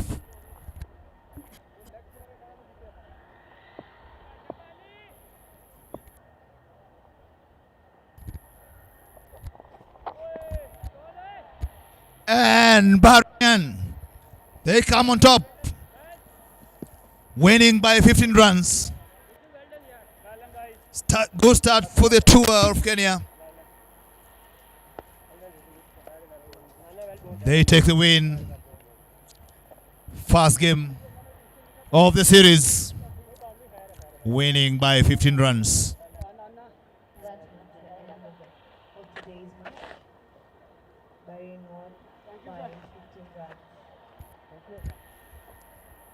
My luck is in the end. Bahrainian, beautiful day of cricket. Good entertainment. See, look at the Kenyan scorecard here. Only Dhiren Gondaria with something to talk about. 73 runs. The rest of the team crumbled. Once again, Bahrain end up winning the toss and choosing to bat first, posting 159 in their 20 overs. They've come back and defended the score smartly, winning by 15 runs. Again, the scorecard there, nothing much to talk about. On top, Shubham Patel 12, Dhiren Gondaria captain fantastic 73, Rishabh Patel first ball duck, Sachin Buria 2 balls he faced for another duck, for his duck.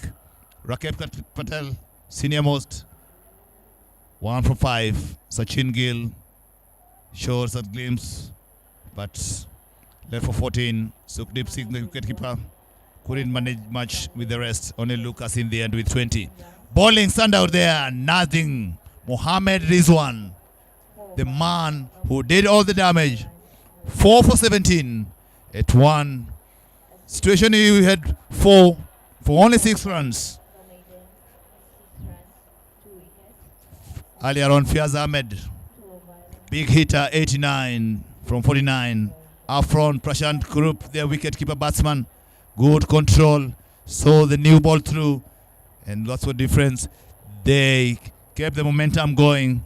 Sachin Gill for Kenya with 2 for 20 from his 4 overs. Once again, Dhiren Gondaria, brilliant knock for 73 from 49. And Mohammad Rizwan, 4 for 17. Bahrain winning by 15 runs. Thanks again for the company. We will be back tomorrow for another T20 after watching these highlights. There we see Lucas finishing things up for Kenya, but was a bit too late. That was the man in charge. This is where we were talking about the situation of the game. Kenyan captain Dhiren Gondaria showing his class. The bowling is too hot for Shem Goche there. He tried, but not good enough on a day that belongs to Bahrain. Few boundaries coming there. Good bowling. Sukhdeep Singh.